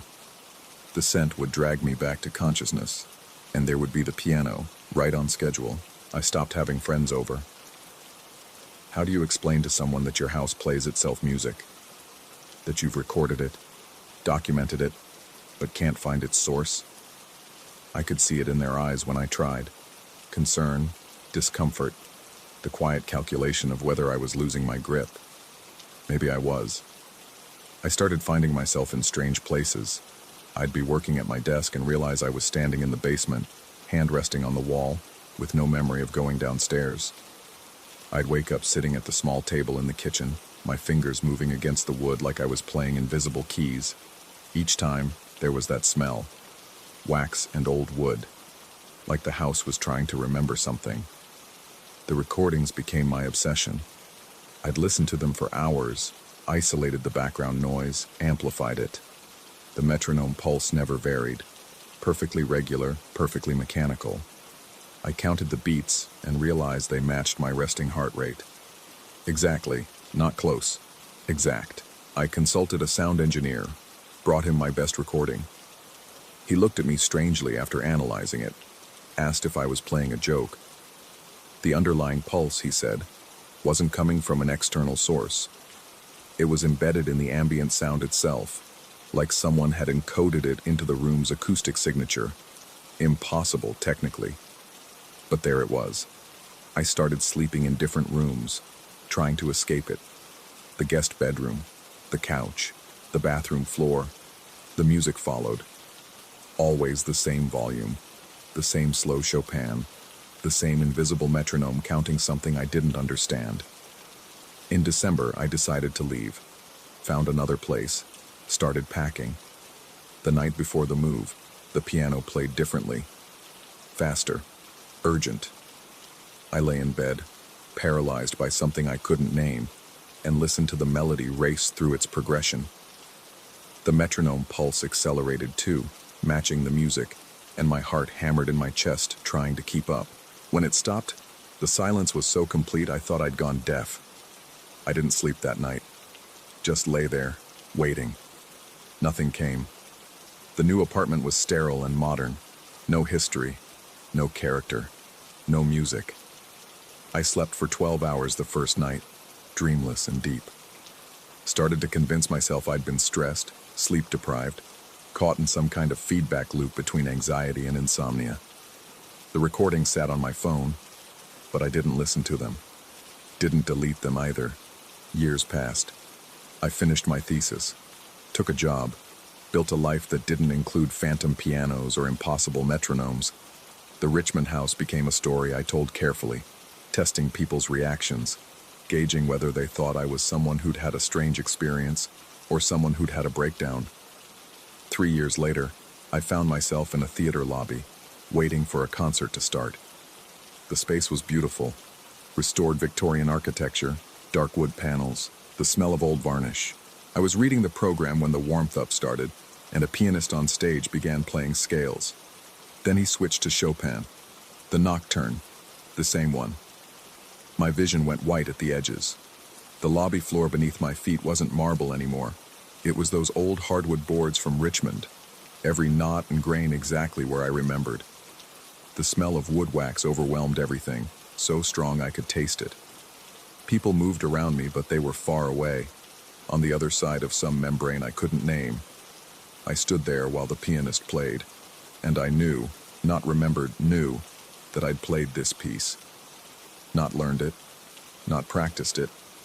Played it at 2:30 in the morning in a house with no piano. my fingers moving through air, the metronome of my heart keeping perfect time in the dark. When the concert ended, I walked out into the night and pulled out my phone. The old recordings were still there. I hadn't listened to them in years, hadn't needed to. Now I pressed play on the oldest one, from that first week in Richmond. The piano was there, the metronome pulse underneath it. But now I could hear something else, something I'd missed before. Breathing, slow and even, coming from the same distance as the music, from the same source. My breathing. I stood on the sidewalk, listening to 3-year-old audio of myself sleeping while music played, and I understood that I'd been asking the wrong question all along. It wasn't about where the music was coming from. It was about where I went when it played. I scrolled through the recordings, played them one after another. Every single one contained that breathing. My breathing. Always at the same steady rate, never disturbed by the music, like my body knew something my mind refused to accept. The metronome pulse matched my heartbeat. The breathing was mine, and somewhere in those recordings, buried in the layers of sound I'd analyzed and amplified and obsessed over, was the soft creak of footsteps on hardwood floors. Moving, purposeful, following patterns I'd traced but never understood. I deleted the recordings, all of them, watched them disappear one by one from my phone's memory. It didn't matter. I could still hear them. Can still hear them. Sometimes late at night I wake up with the smell of wood wax in my nose and a melody running through my head. My fingers move against the sheets, finding keys that aren't there, keeping time to a metronome that only exists in the dark spaces between thought and action. And I wonder what else I've played, what other rooms I've walked through while my body slept, what other music I've made with instruments that don't exist. The house in Richmond has new tenants now. I checked. I've driven past it twice, late at night, trying to see if there's a light on in my old bedroom window, trying to see if someone else is lying awake, listening to something they can't explain. The windows are always dark, but last week I saw someone standing on the porch, looking out into the street, just standing there, motionless, at 2:30 in the morning. I couldn't see their face in the darkness, but I saw their hands. They were moving, like they were playing piano. And somewhere, in a part of my mind I can't quite reach, I felt my own fingers begin to move in response, matching their rhythm, following along with a piece I don't remember learning. The metronome keeps time in the dark, even now. Especially now. I just don't know what it's counting down to. Story 7. The memorial sat on what used to be the eastern lawn of Penhurst State School, a mile outside Spring City. October had stripped the maples down to their bones, and the afternoon light came in pale and indirect, the kind that makes everything look like it's behind dirty glass. I'd driven out on a Tuesday because the weekend crowds bothered me. Too many people treating tragedy like a tourist attraction, snapping selfies next to plaques that listed names of the forgotten dead. I wanted quiet. I wanted to read the names properly. The stone marker stood about waist-high, black granite polished to a mirror finish. Carved into its surface were hundreds of names, patients who died at Penhurst between 1908 and 1987, most of them buried in unmarked graves before anyone thought to remember them. The memorial had been erected in 2010, a small gesture toward acknowledging what had happened here. The abuse, the neglect, the warehousing of human beings in conditions that would have shamed a prison. I ran my fingers along the etched letters, feeling the grooves. The stone was cold enough to make my fingertips ache. Around me, the field stretched empty and brown, bordered by a tree line that had gone skeletal. No one else was visible. I'd parked in the small lot a quarter-mile back, and mine had been the only car. That's when it happened. The sound entered my right ear like something threading a needle. It moved across the inside of my skull with geometric precision, a straight line that traced from one ear to the other. Not through my head. That's the crucial detail I keep coming back to. Through the narrow space between my ears, as if my skull were hollow and something invisible had just slipped through it on rails. The quality of it was wrong. wet syllables that dragged and caught, underscored by a hiss like old electricity or air escaping from somewhere it shouldn't. I couldn't parse words, couldn't even identify a language, but the rhythm suggested speech, something trying to communicate through a medium that degraded it, corrupted it. My hands jerked away from the stone. The sound lasted maybe 2 seconds, but in its wake, my ears rang with a pressure change pop, the kind you get on airplanes. That's when I saw him. A man stood about 15 feet away, near the edge of the memorial's brick border. He was staring at me with an expression I recognized immediately because it mirrored what I felt in my own face. Eyebrows up, mouth slightly open, head tilted as if trying to locate a sound's origin point. He was maybe 50, wearing a brown jacket and jeans, ordinary enough that I hadn't noticed him before. We locked eyes. His mouth moved first, forming the words, "Did you?" I nodded before he finished. My voice came out rougher than I intended. "Yeah, I heard it." He stepped closer, moving with the careful deliberation of someone trying not to spook a wild animal, or maybe trying not to spook himself. When he spoke again, his words came measured and precise, as if he were documenting evidence. He described what he'd heard, the entry point, the trajectory, the electrical quality.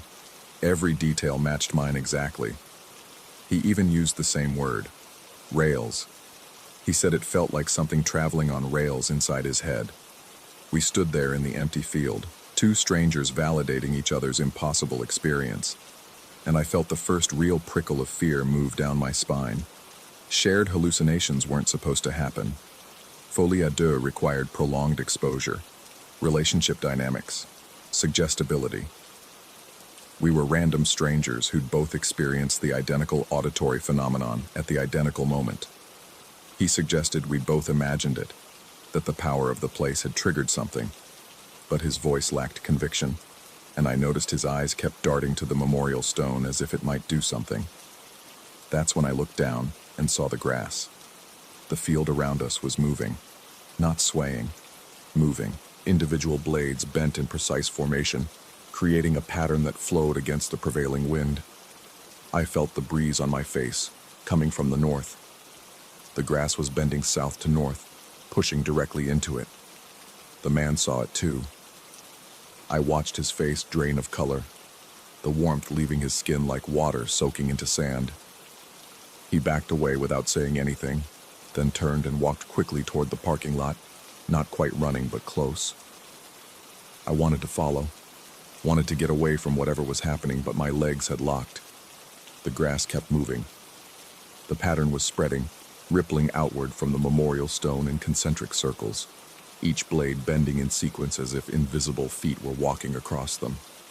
But there was no weight, no depression, just the grass moving against the wind in waves. I forced myself to look at the stone again. The names seemed darker than before, the carved letters holding shadows that shouldn't exist under the flat October sky. My vision did something strange, doubled, then refocused, and for a moment, I could have sworn the letters were moving, crawling across the granite like insects. I blinked hard. The letters were still. Of course they were still. Carved stone doesn't move. But I was moving. Backing away now, following the path the other man had taken, though I couldn't see him anymore. The trees at the field's edge looked farther away than they should be, as if the space itself were stretching. My depth perception felt wrong, distorted, like trying to judge distances underwater. The sound came again. This time it entered from the left, traveled right, and I swear to God I felt it. Not just heard it. Felt it.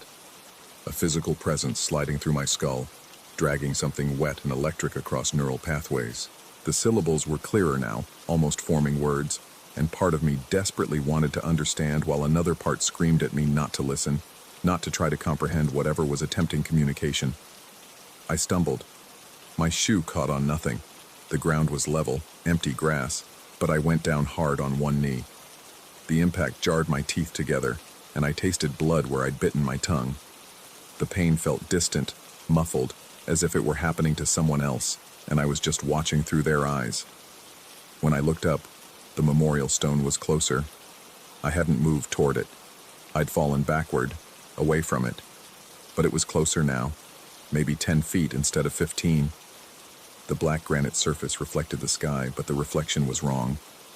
The clouds in the reflection were moving faster than the real clouds above me, time-lapse rapid, and the angle was wrong, showing sky that should have been out of view. I could hear my breathing, harsh and rapid in my ears. My heart was a fist pounding against my ribs.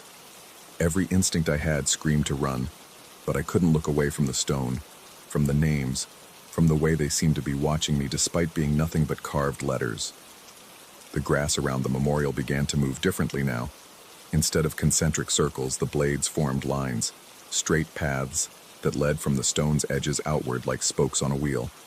They pointed in specific directions, and when I followed one with my eyes, I saw it led to a depression in the earth about 20 feet away. A subtle dip in the ground, rectangular in shape, grave-sized. There were others. As my eyes adjusted to the patterns, I saw them everywhere. Dozens of shallow depressions scattered across the field, each one connected to the memorial stone by a line of moving grass. Unmarked graves, the ones they'd buried people in before anyone thought to keep records, before anyone cared enough to mark the spots where human beings had been planted like seeds that would never grow. Something moved in my peripheral vision. I jerked my head toward it, but there was nothing there, just the empty field, the skeletal trees, the pale sky.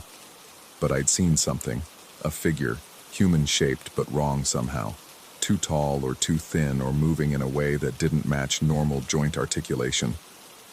My hands were shaking. I pushed myself up to standing, never taking my eyes off the memorial, and started backing away again.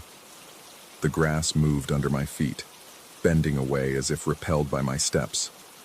Every blade I touched went flat, pressing itself to the earth as if trying to avoid contact. The sound came a third time, and this time I understood part of it. One word, clear and distinct among the garbled syllables. Remember. My legs finally unlocked. I turned and ran. The parking lot seemed miles away, though I knew it was only a quarter mile. My lungs burned. My legs felt heavy, fighting against air that had grown thick and resistant. Behind me I heard nothing. No footsteps, no pursuit. But the sense of being followed was overwhelming, a pressure against my back like hands about to grab my shoulders. I reached my car and fumbled with the keys, dropping them once before getting the door open. As I slammed it shut and jammed the key into the ignition, I made the mistake of looking back toward the memorial. The man in the brown jacket was standing there again. He was facing the stone, completely still, and even from this distance, I could see the wrongness in his posture, too rigid, too straight, like a mannequin. As I watched, his head began to turn toward me, rotating with smooth, mechanical precision that no neck should allow. I didn't wait to see his face. The engine turned over and I reversed out of the spot with enough force to spray gravel. The drive back to Philadelphia was a blur. I don't remember most of it, just flashes of highway, of checking the rearview mirror obsessively, of the way every shadow seemed to hold human shapes. That was 6 days ago. Since then, I've been hearing the sound in other places. In my apartment at night, threading through my skull while I lie awake. In the grocery store, sliding between my ears while I reach for milk. On the subway platform, cutting through the rumble of approaching trains. It lasts 2 seconds each time. The same wet syllables, the same electrical hiss. Sometimes I catch words. Remember, remember, witness. Yesterday I drove back to Penhurst. I don't know why. Some compulsion I couldn't name, a hook in my brain pulling me back. I told myself I was going to prove it had been nothing, just stress and suggestion and the power of place. The memorial was the same black granite, the same carved names. The field was empty except for one other car in the lot, a brown sedan that looked familiar though I couldn't place why. I walked to the stone, read the names, ran my fingers over the carved letters, feeling the grooves. The sound didn't come. The grass didn't move. Everything was normal, quiet, empty. Just a memorial in an empty field on a gray November afternoon. But here's what I can't explain. What keeps me awake now even though the sound has stopped. When I got back to my car, there was dirt under my fingernails. Dark, loamy soil packed deep beneath each nail. the kind you'd get from digging, from clawing at earth. My hands were clean when I'd arrived. I'm certain of it. I'd washed them before I left, checked them in the rearview mirror, and in my jacket pocket, I found something that shouldn't be there. A small, smooth stone, polished black granite. On one side, carved in letters so tiny I need a magnifying glass to read them, is a name I don't recognize. Beneath the name is a date. Yesterday's date. I've been trying to convince myself I picked it up without thinking, some fragment from the memorial that had broken off. But memorial stones don't break into pocket-sized pieces, and they don't carve themselves with future dates. Last night I heard the sound again, but this time it didn't travel from ear to ear. This time it came from inside my own throat, syllables I couldn't control forcing their way up and out. My roommate heard it through the wall. He knocked, asked if I was okay, said I'd been talking in my sleep. I asked him what I'd said. He looked at me strangely, with that same expression the man in the brown jacket had worn. Eyebrows up, mouth slightly open, head tilted. Then he recited it back to me, perfect phonetic recreation of the wet, garbled syllables I'd first heard in the field. He asked me what it meant. I told him I didn't know.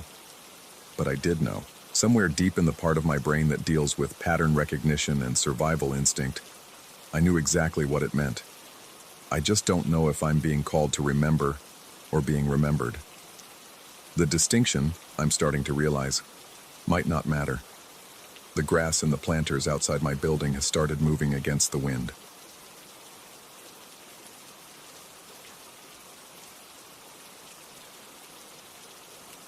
Story 8.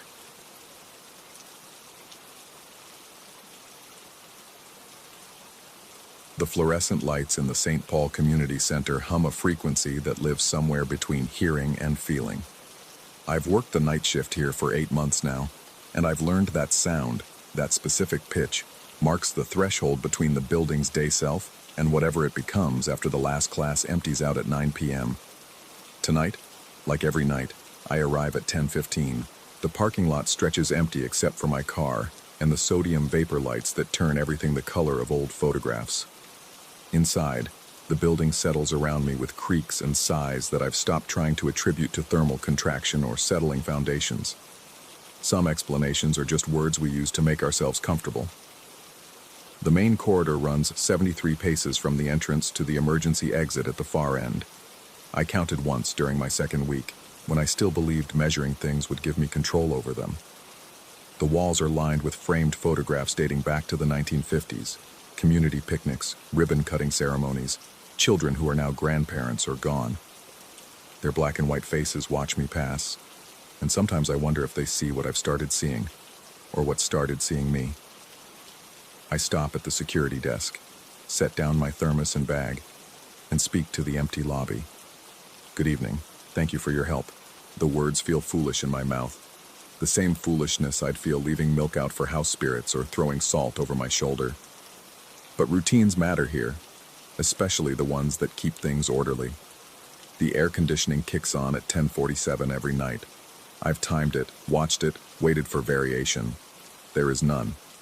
But at 10:46, without fail, I hear my name.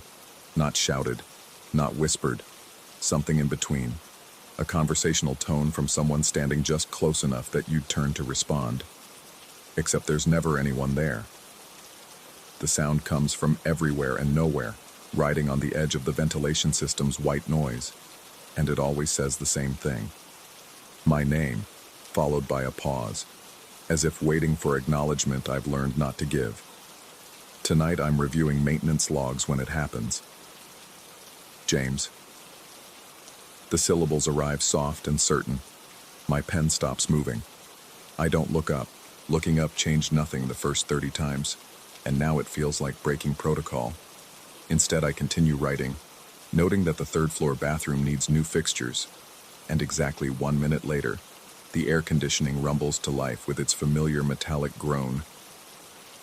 I've told myself it's auditory pareidolia, the brain's desperate pattern-seeking finding my name in random noise.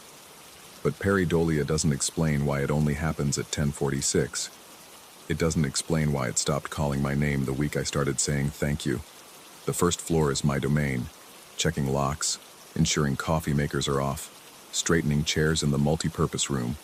The building is too large for one person to monitor properly, but the budget allows for one overnight security guard, and that's me. The higher floors are supposed to be my responsibility too, but I've developed a system. I check the stairwell doors, locked from the inside, and tell myself that's sufficient. What happens on floors 2 and 3 can stay on floors 2 and 3. Except tonight, one of the stairwell doors is propped open. I stand in the corridor, staring at the metal door that should be flush with its frame. Instead, a rubber doorstop holds it at a 45-degree angle. I didn't leave it this way. The cleaning crew leaves at 8 p.m. No one else has keys. The logical explanation trembles at the edge of my thoughts, but logic has been negotiable here for months. I could close the door, remove the wedge, pretend I never saw it. But the open doorway breathes a different temperature air into the corridor, and ignoring it feels like breaking another rule, one I don't fully understand but know better than to violate. I climb the stairs. The second floor is darker than it should be. Half the hallway lights are out, though they were functioning yesterday.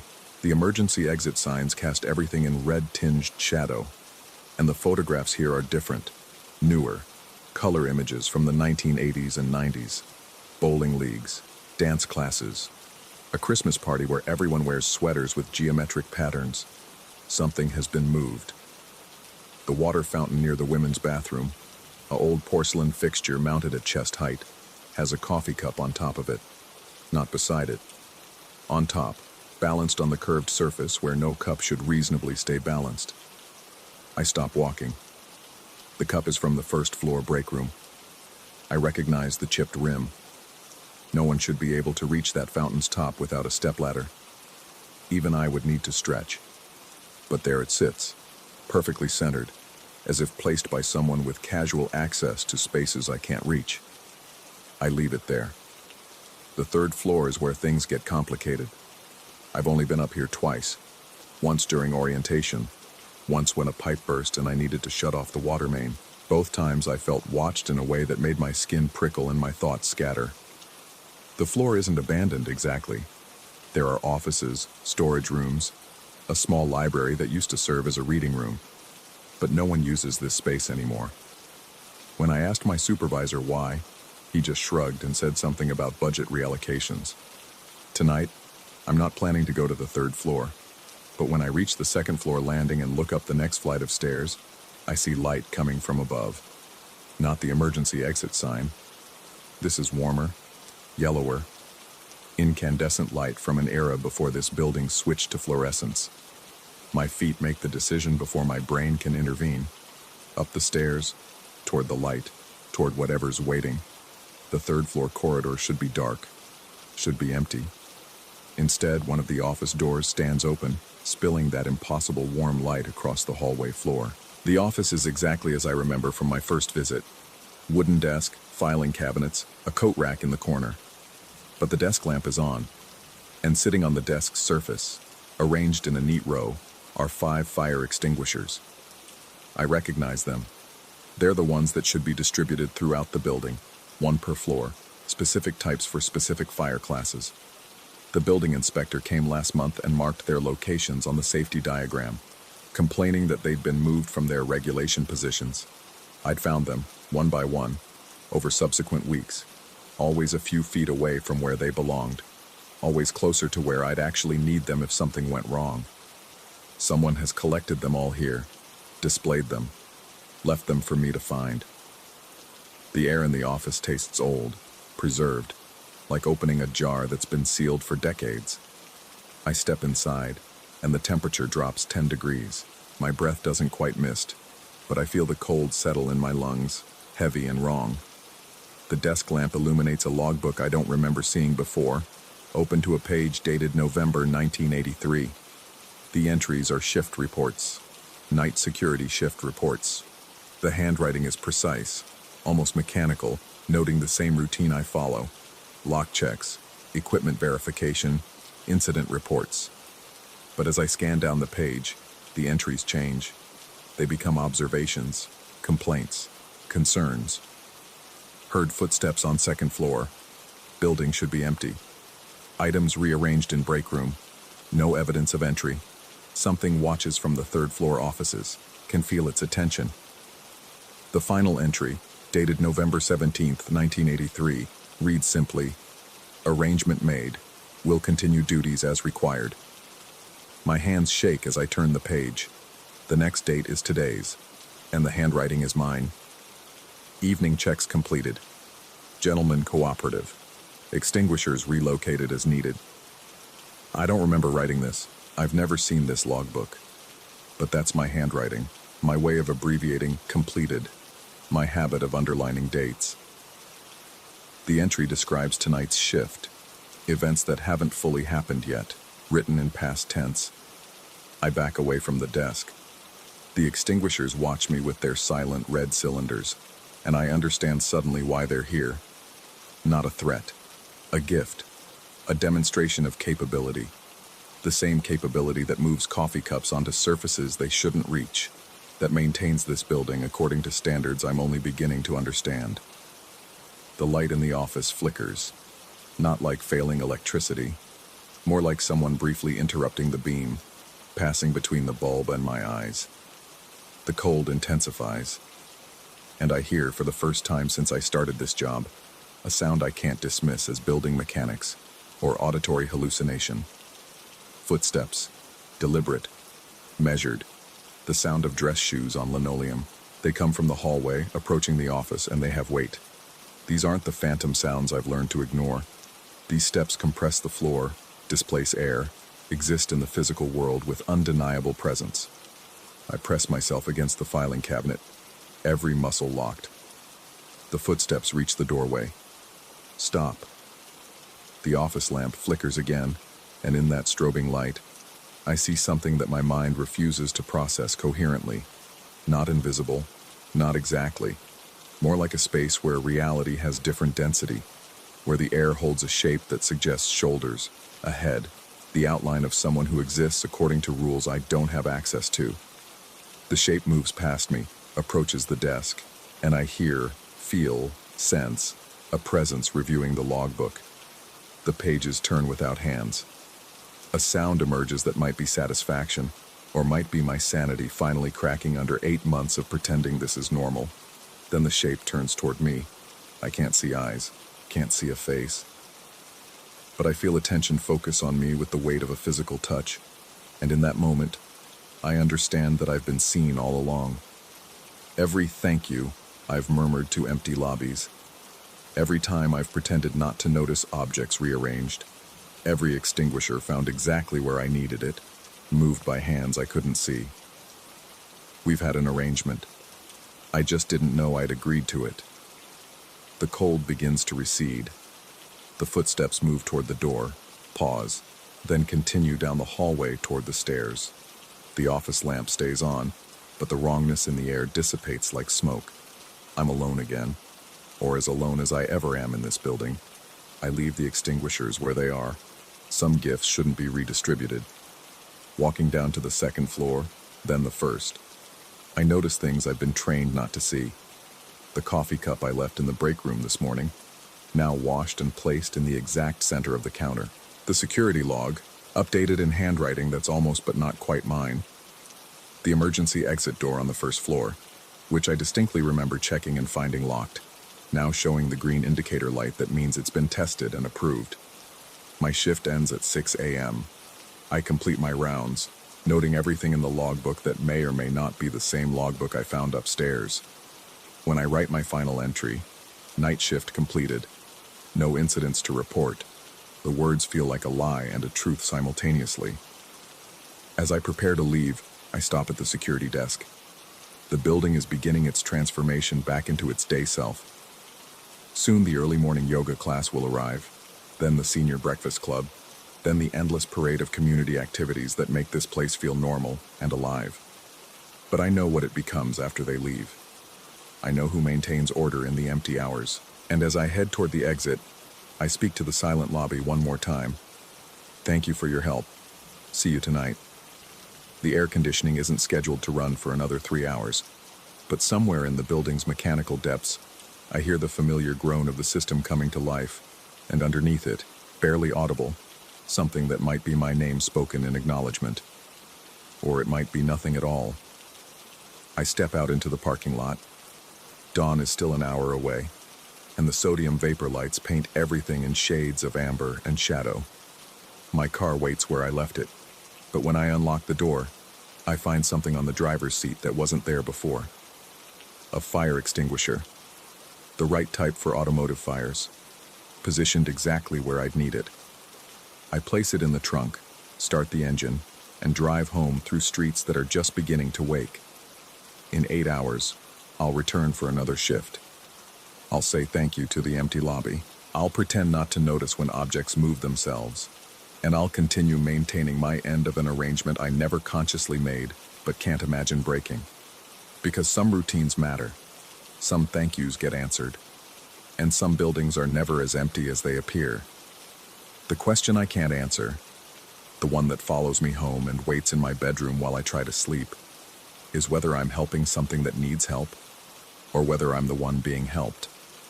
Whether the gentleman in the building is a presence I've learned to coexist with, or whether I've become the presence, writing logbooks in handwriting I don't recognize, moving through floors I don't remember visiting, maintaining duties that extend beyond my shift and possibly beyond my understanding. When I close my eyes, I sometimes see that office on the 3rd floor, that logbook open to dates I haven't lived yet, entries in my handwriting describing nights I haven't worked, and I wonder if the arrangement I've made is keeping something in the building or keeping me from leaving it. I wonder if there's a difference anymore.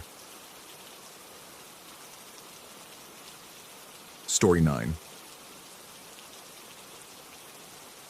And the first time I heard it, I was 3 days into my lease. The footsteps came from the end of the hallway, slow, deliberate, carrying weight that made the floorboards groan in protest. Each step landed with the certainty of someone who belonged there, someone who knew exactly where they were going. I froze on my couch, book forgotten in my lap, listening as they approached. The sound grew closer, louder, until they stopped directly outside my bedroom door. I waited for a knock, for a voice, for anything. The silence that followed pressed against the door like something physical, something that breathed and waited and watched. I counted to 60, then to 60 again, my heart hammering against my ribs. Nothing. When I finally stood and crossed to the door, my hand trembled on the doorknob. The metal felt too cold, the kind of cold that shouldn't exist in a heated apartment in October. I yanked it open. The hallway stretched empty before me, lit by the same flickering bulb that had been there when I moved in. Dust motes drifted in the stale air. The silence now felt normal, ordinary, just the quiet hum of an old building settling into night. I checked the front door, locked, chain latched. I even looked out the peephole at the empty exterior hallway beyond, where nothing moved except the emergency exit sign's slow pulse of red light. That night, I convinced myself I'd imagined it. Old buildings make noise. The woman in 4B probably walked past my door on her way to the stairwell. Simple. Rational. I went to bed and dreamed of footsteps that circled my room in ever-tightening spirals. It happened again, 3 nights later. This time I was brushing my teeth, fluoride foam bitter on my tongue, when the footsteps began. Same measured pace, same weight, same impossible silence when they reached my bedroom door. I spat into the sink and stood there, toothbrush dripping, watching the bathroom mirror fog with my own panicked breathing. The silence stretched. I turned off the faucet, straining to hear anything. A cough, a shuffle, the rustle of clothing.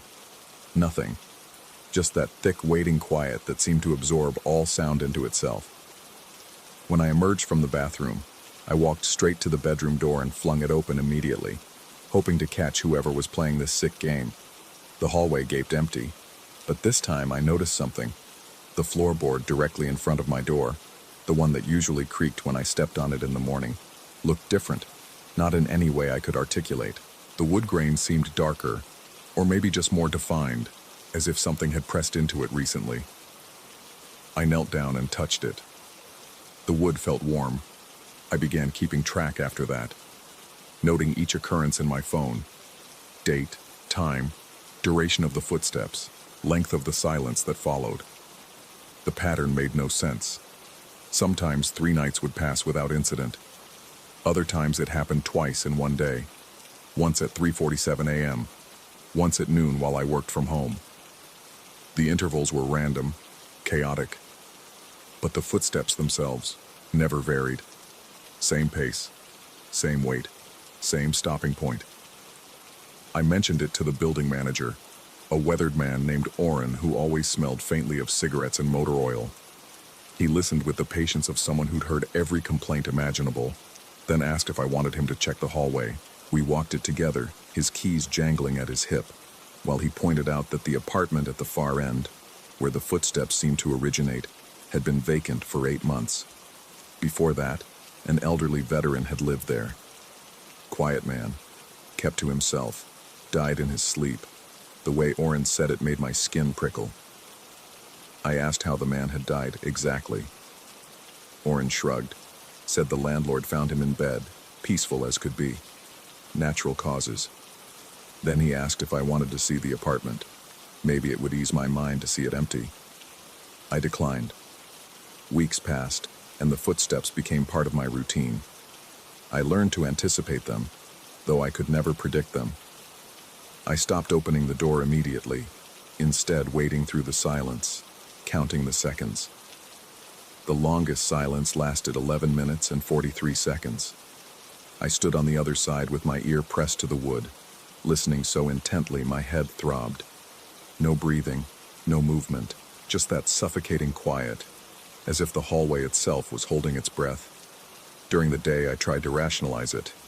Acoustic anomalies, sound traveling through the building's old pipes and radiators. Someone on another floor whose footsteps echoed down through the structure in ways that seemed to come from my hallway.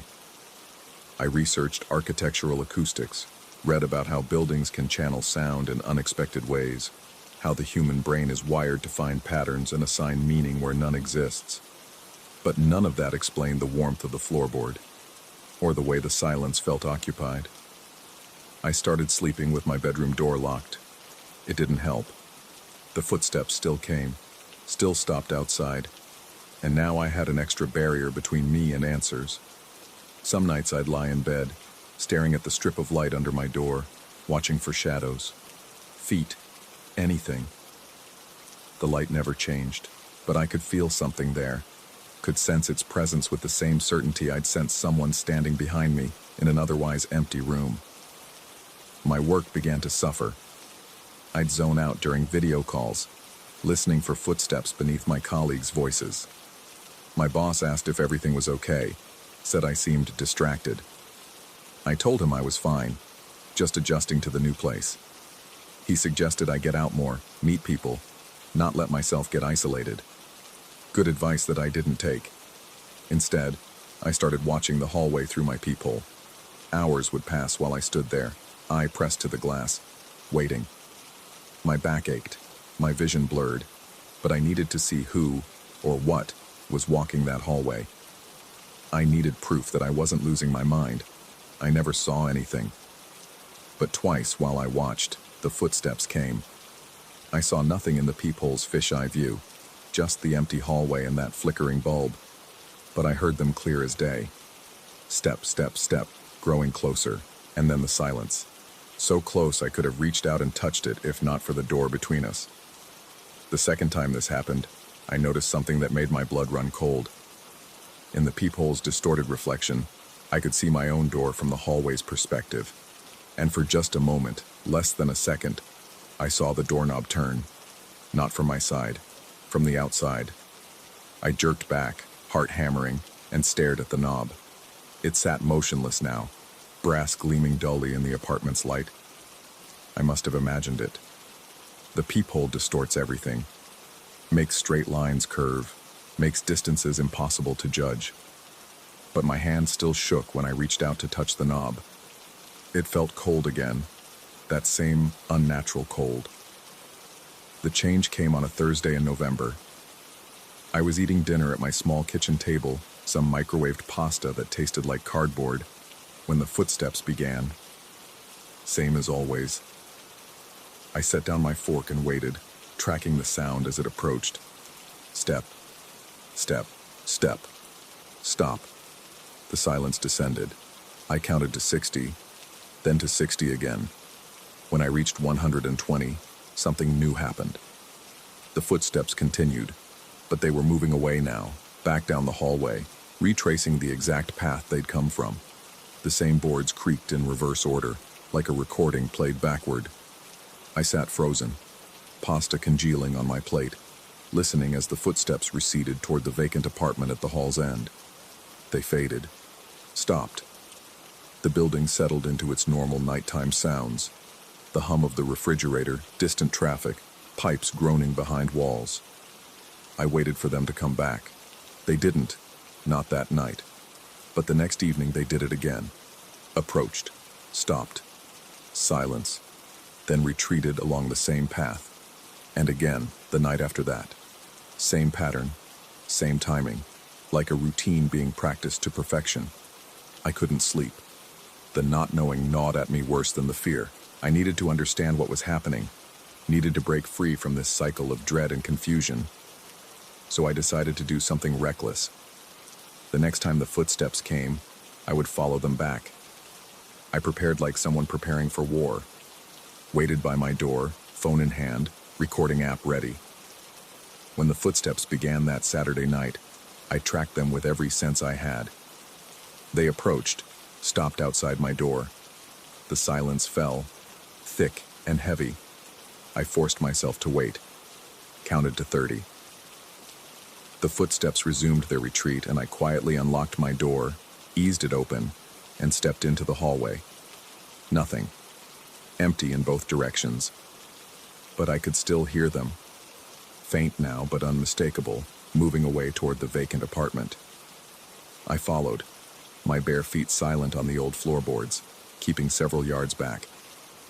The footsteps maintained their steady pace, never quickening, never slowing. They led me to apartment 4A, the one Oren had mentioned, and stopped at its door. I stopped too, pressing myself against the wall, barely breathing. The door to 4A looked like all the others, scuffed white paint, brass number, standard lock. But something about it felt wrong, felt final, like looking at a door I was never meant to open. The silence that followed wasn't like the one outside my bedroom. This was different, deeper. It pulled at something inside me, a tugging sensation in my chest that made me want to run and stay simultaneously. I stared at that door and felt certain, absolutely certain, that something on the other side was staring back. My phone was still recording. I lifted it, aimed the camera at the door, and watched the screen.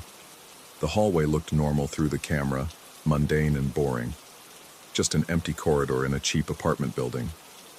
But when I lowered the phone and looked with my own eyes, I saw it. The gap beneath the door was dark. Not shadow dark. Not unlit room dark. A darkness that seemed to absorb light, that seemed to pulse with its own rhythm. And then, so quietly I almost missed it, I heard breathing. Not human breathing.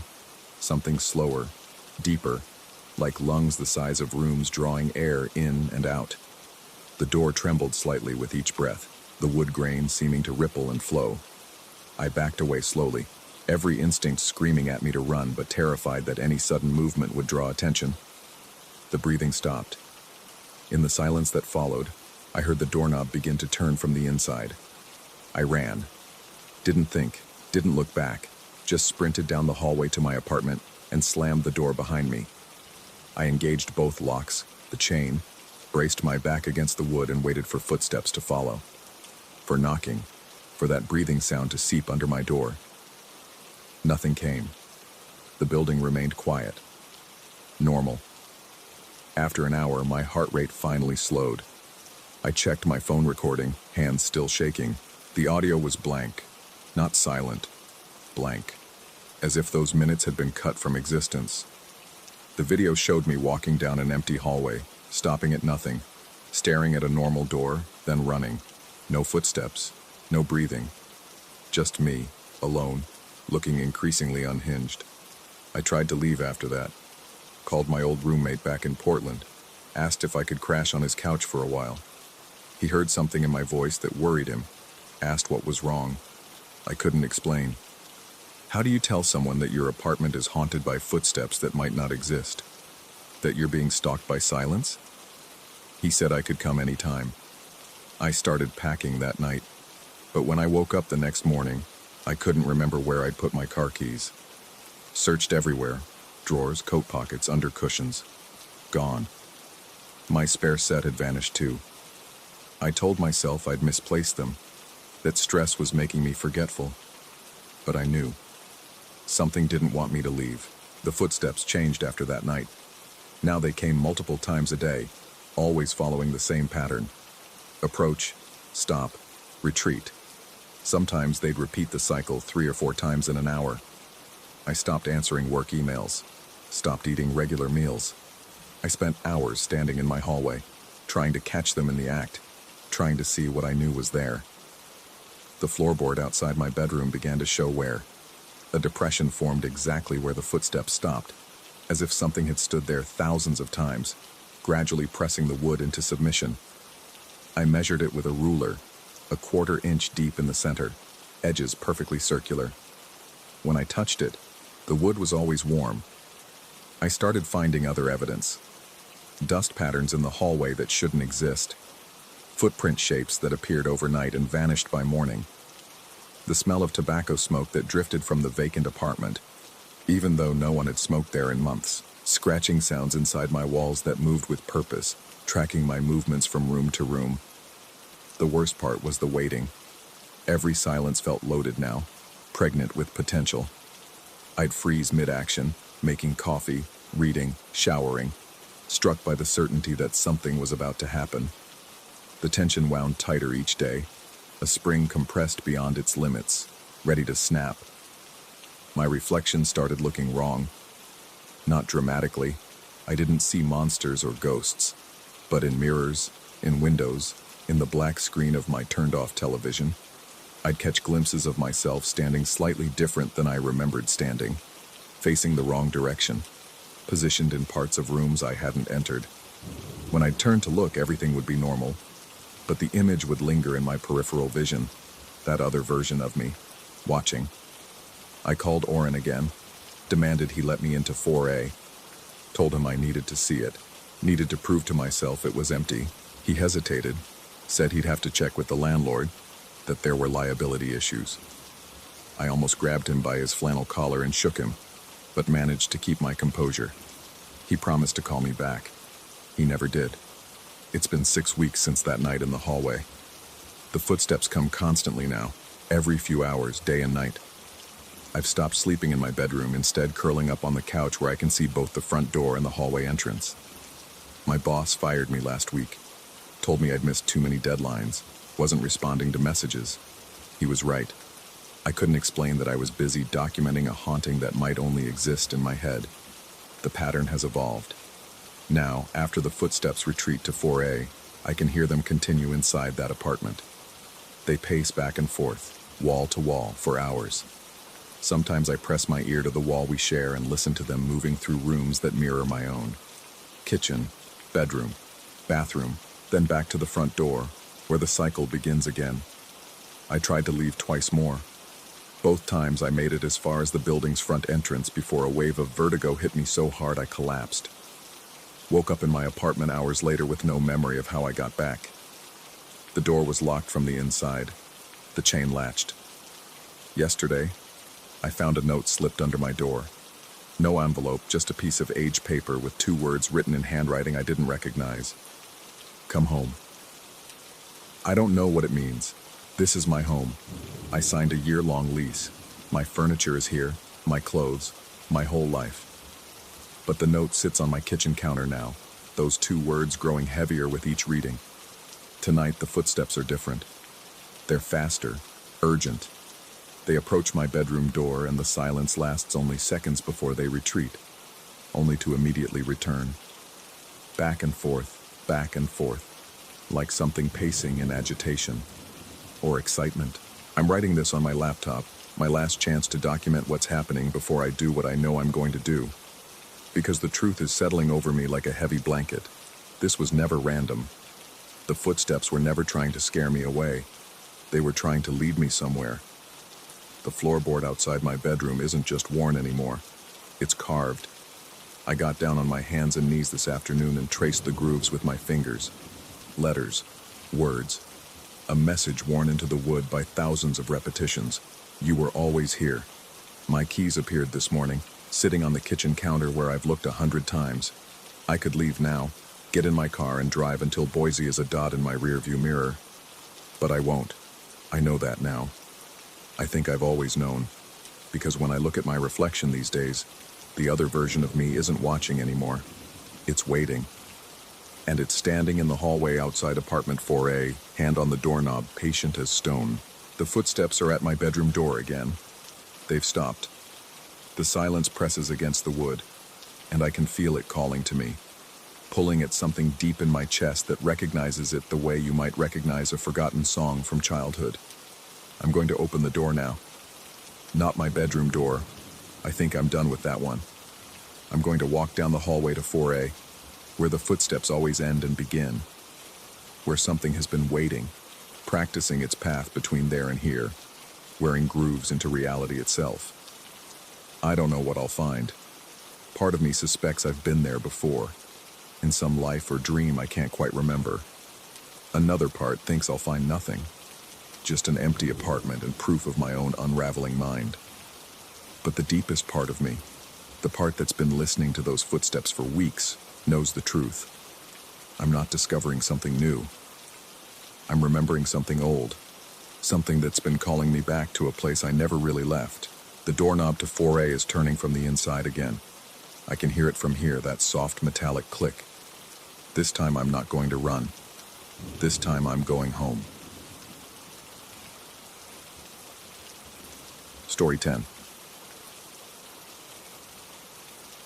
The heat in Baton Rouge doesn't apologize.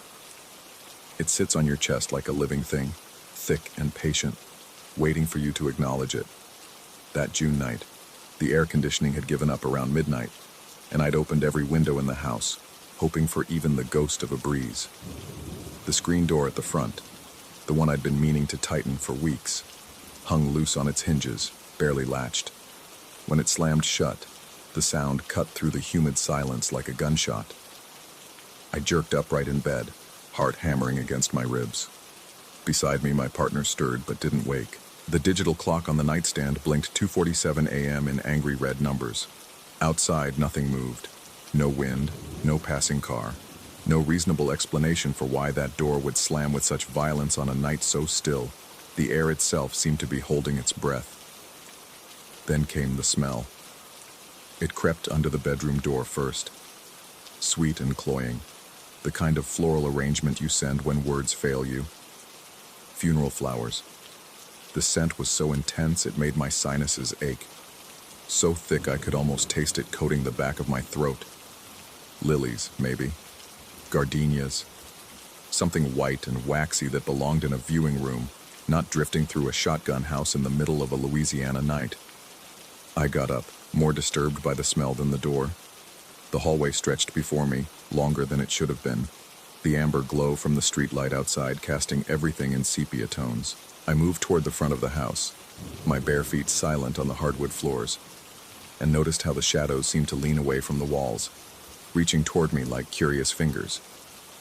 The screen door stood perfectly still now, latched as if it had never moved.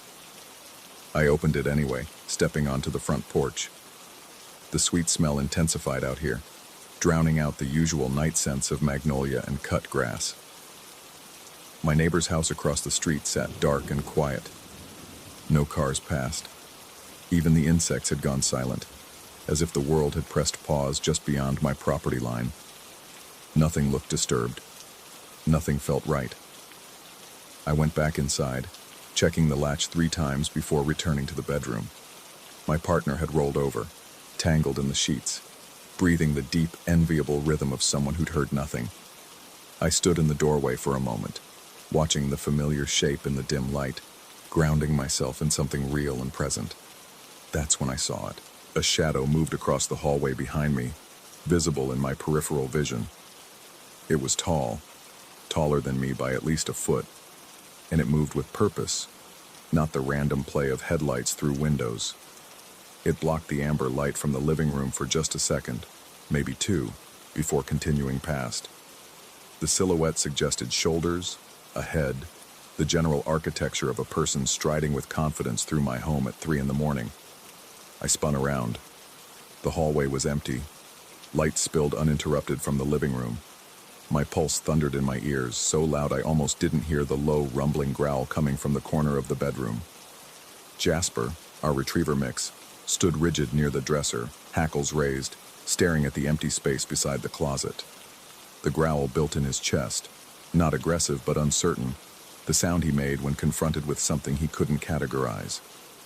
Then he stopped, tilted his head, and did something I'd never seen him do before. He licked the air.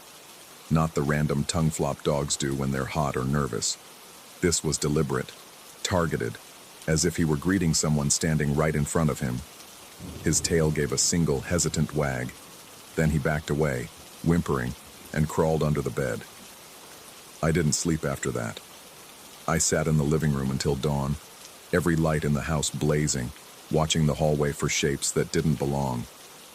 The floral smell faded as the sun came up, replaced by the honest stink of garbage day and the coffee brewing at the house next door.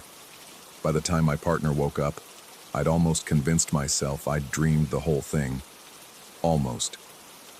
But then there was the way Jasper wouldn't come out from under the bed. The way the house felt different in the morning light. Like a shirt you've put on inside out. Recognizable but wrong. And there was the conversation I couldn't quite bring myself to start. Because how do you say that something walked through your home in the night without sounding like you'd finally cracked? We went to a motel that evening. I made an excuse about the air conditioning, about needing a good night's sleep before an important meeting. It wasn't entirely a lie. The AC unit had died, and I did have a presentation at work. But mainly, I couldn't face another night in that house, waiting for doors to slam and shadows to walk, and my dog to greet invisible visitors with a coward's welcome. The motel room smelled like industrial cleaning products and someone else's cigarette smoke.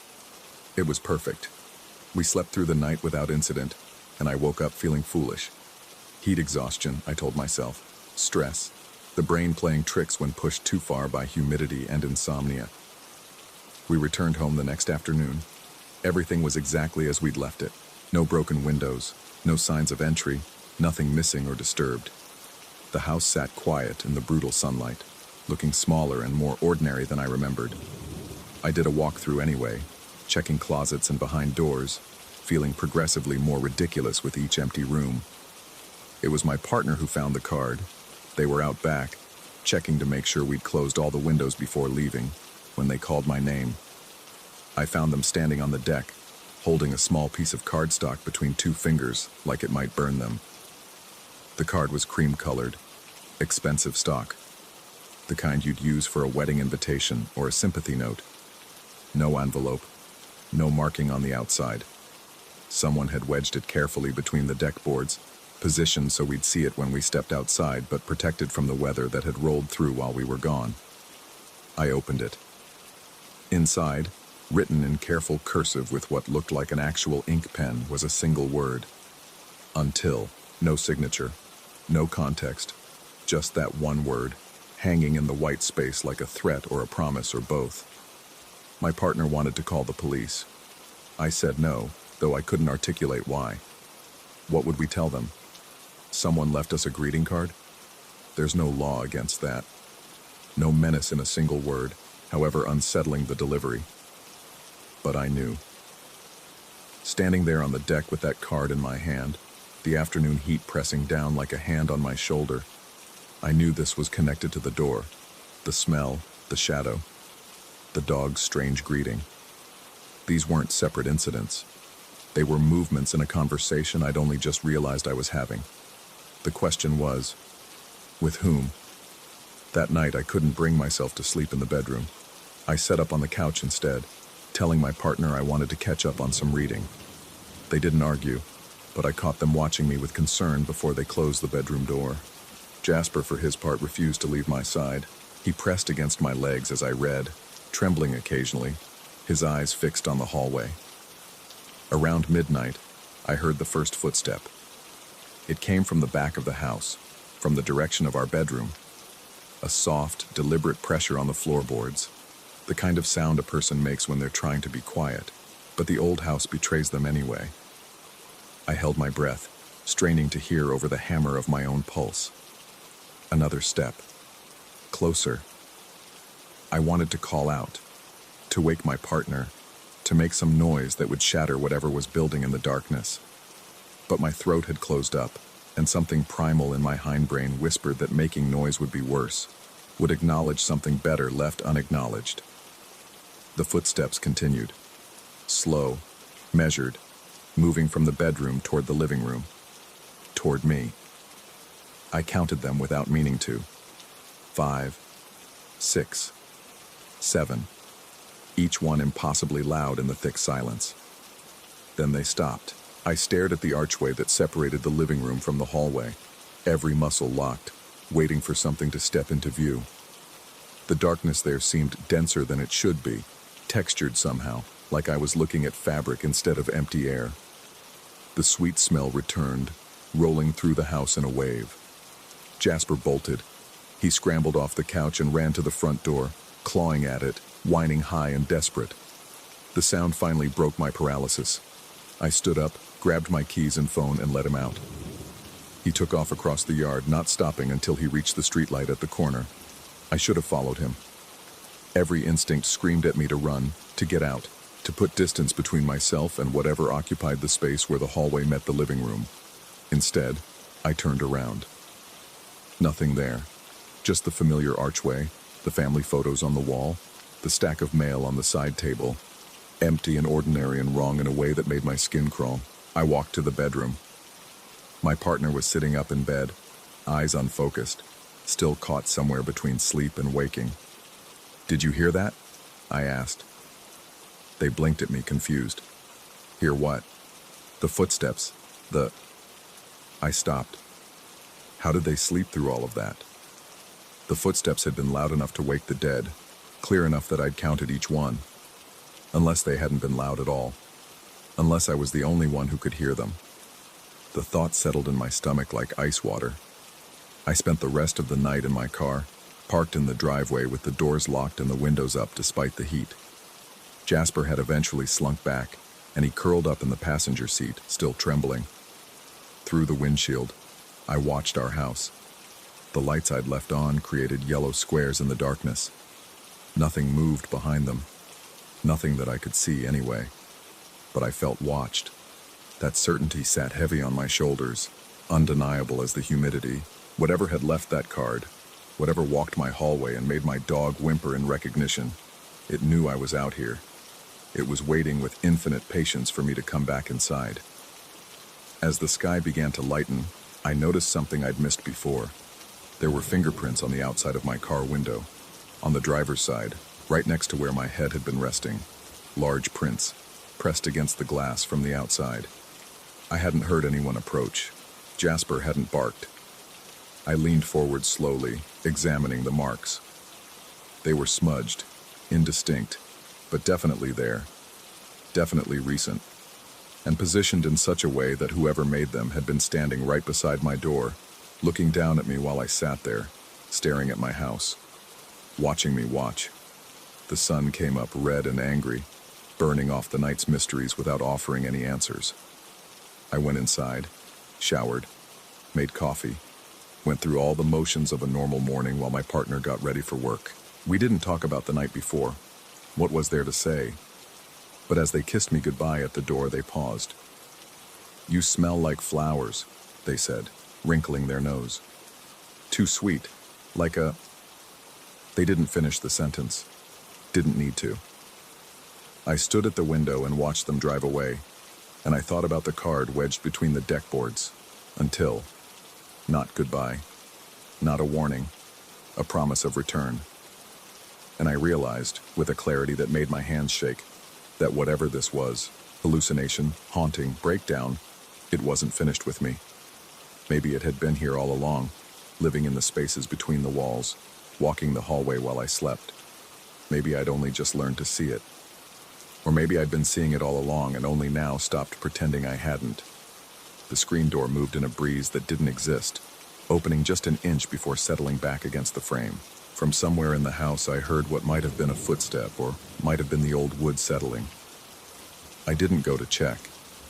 I stood at that window, breathing in the scent of funeral flowers that now seemed to rise from my own skin, and I waited for whatever comes after until... Story 11.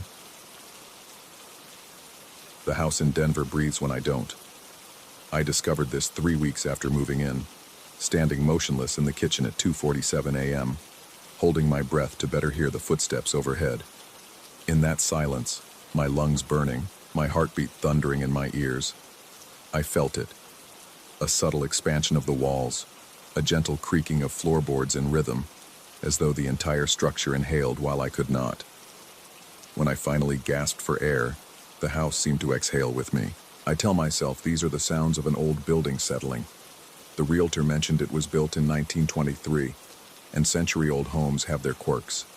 But quirks don't explain the pattern. Quirks don't explain the deliberate quality of what happens here.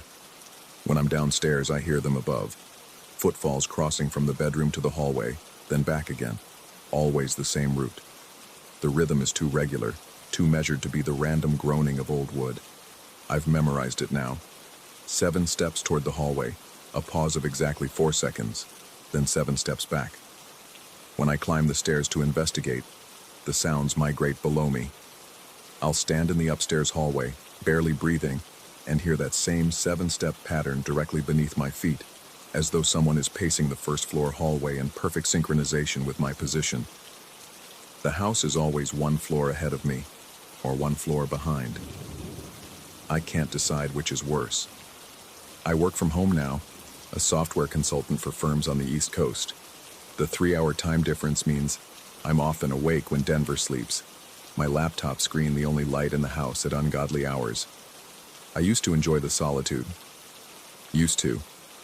Last Tuesday, I returned from a 4-day trip to Phoenix. I'd been meticulous before leaving. Every window locked, every door checked twice, the thermostat set to 62 degrees. I have a system. Obsessive maybe, but necessary.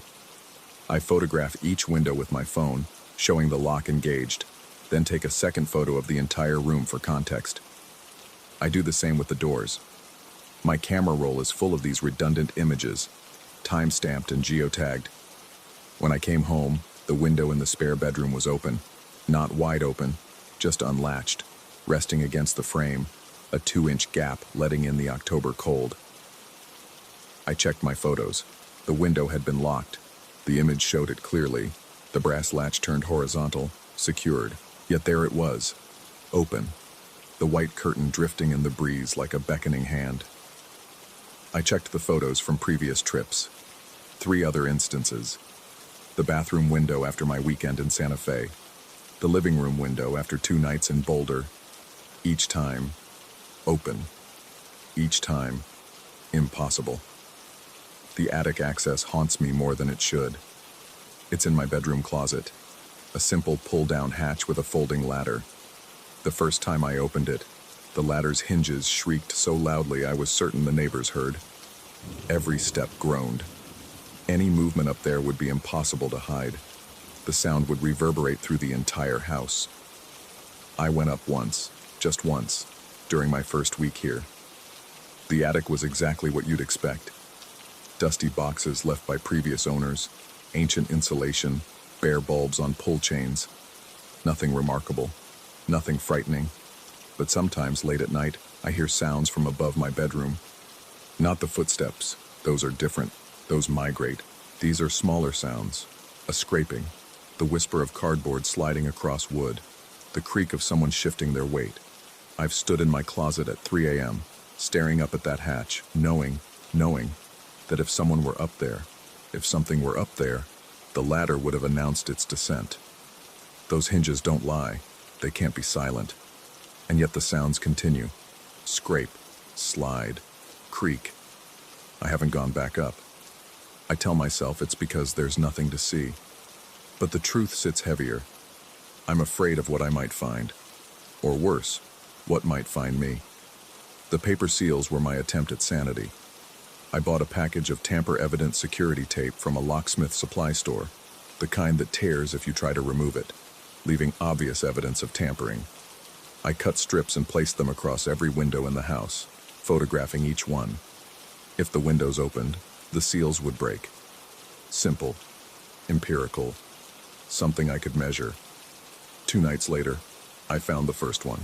The kitchen window seal was cut. Not torn, cut, sliced cleanly down the middle with something sharp enough to leave the 2 halves hanging, still adhered to the glass and frame, but separated by a hairline gap. The edges were too clean, too precise. I held my phone's flashlight to the cut and saw no fraying, no tearing. It looked like someone had taken a razor blade and drawn it down the center in one smooth motion. The second one appeared 3 days after that. Bathroom window, same result.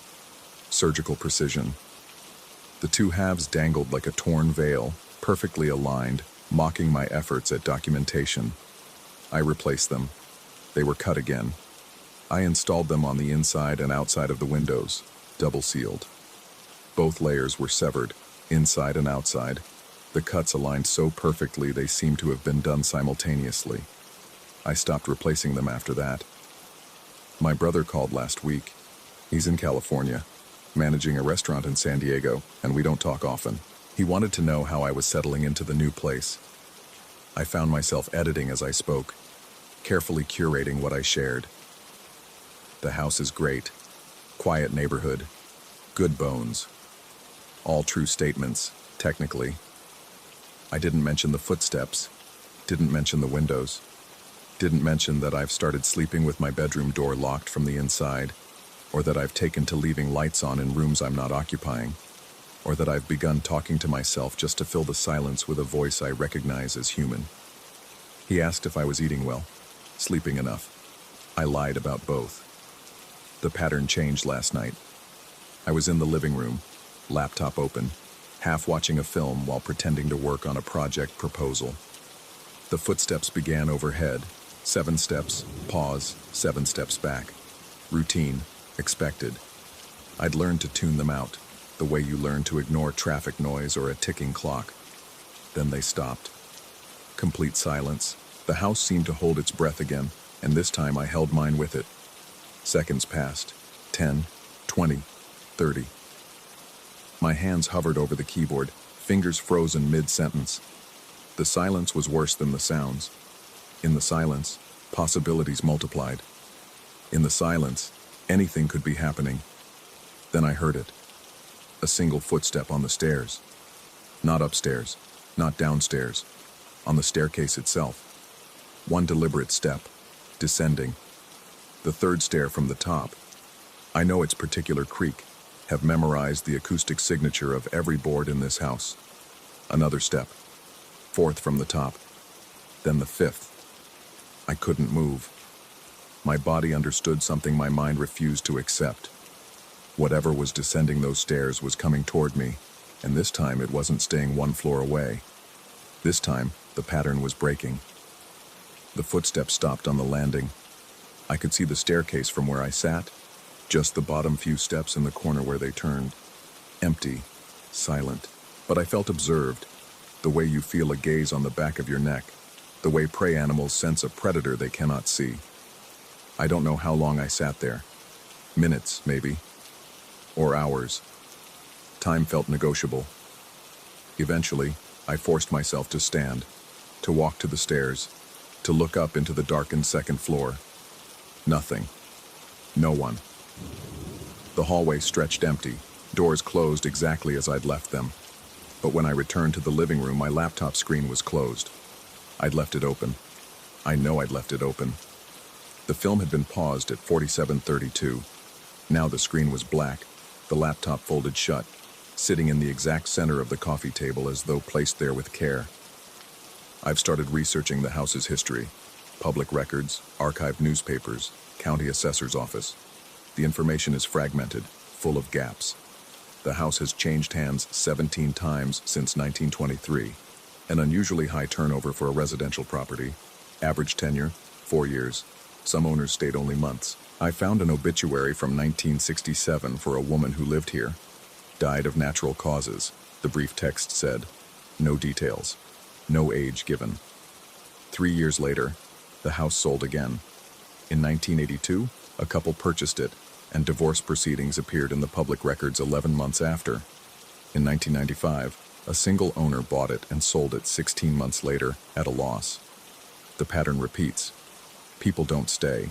They arrive, they leave, the house remains. I found one interesting detail. In 1956, the city building inspector noted in a report that the house's acoustic properties are unusual. The inspector had been called because neighbors complained about noises. The report concluded that the sounds were likely attributable to the structure's age and the acoustic resonance of the hardwood construction. Case closed. Noises explained. Everyone satisfied. But I notice what the report doesn't say. It doesn't describe the noises. It doesn't quote the neighbors' complaints. It doesn't explain what the inspector actually heard when he visited. Tonight, I'm sitting in my car in the driveway. It's 11:43 p.m. I've been here for 2 hours, engine off, watching the house through the windshield. All the lights are on, every room, every floor. I left them that way deliberately. If something moves inside, if shadows shift, I'll see it. Nothing has moved. But as I sit here, cold seeping through the car doors, breath fogging the windows, I realize something that makes my stomach clench. I never actually see the footsteps happen. I hear them, always hear them, but I've never witnessed the movement itself. When I'm downstairs and the steps sound above, I run up the stairs. When I'm upstairs and they migrate below, I descend. But I never catch the transition. It's always just finished happening, always just relocated, always staying precisely out of sight. The house is patient. It waits for me to move first. I think about the attic ladder, those shrieking hinges, the impossibility of silent descent. And I think about the sounds I hear overhead.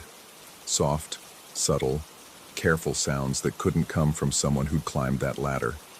Unless they were already up there. Unless they'd been up there the whole time.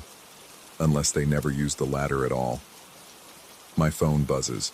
A text from my brother. "You good? You sounded weird on the call." I type back, "I'm fine, just tired." Another lie. I'm collecting them now, storing them up like the photographs on my phone. Evidence of a reality I'm curating, editing, controlling. But control is an illusion here. The house decides what's real. It rearranges evidence, opens windows, cuts seals, closes laptops. It performs small miracles of impossibility while I watch, while I document, while I try to prove to myself that I'm not losing my mind. A light turns off in the upstairs bathroom. I didn't touch the switch. I'm sitting in my car. The light is off now. It was on. Now it's off. I start the engine. I should leave, drive to a hotel, call my brother back, admit that something is wrong. But where would I go? What would I say? That my house opens its own windows? That it plays hide and seek with sounds? That I feel watched by the walls, by the floors, by the air itself?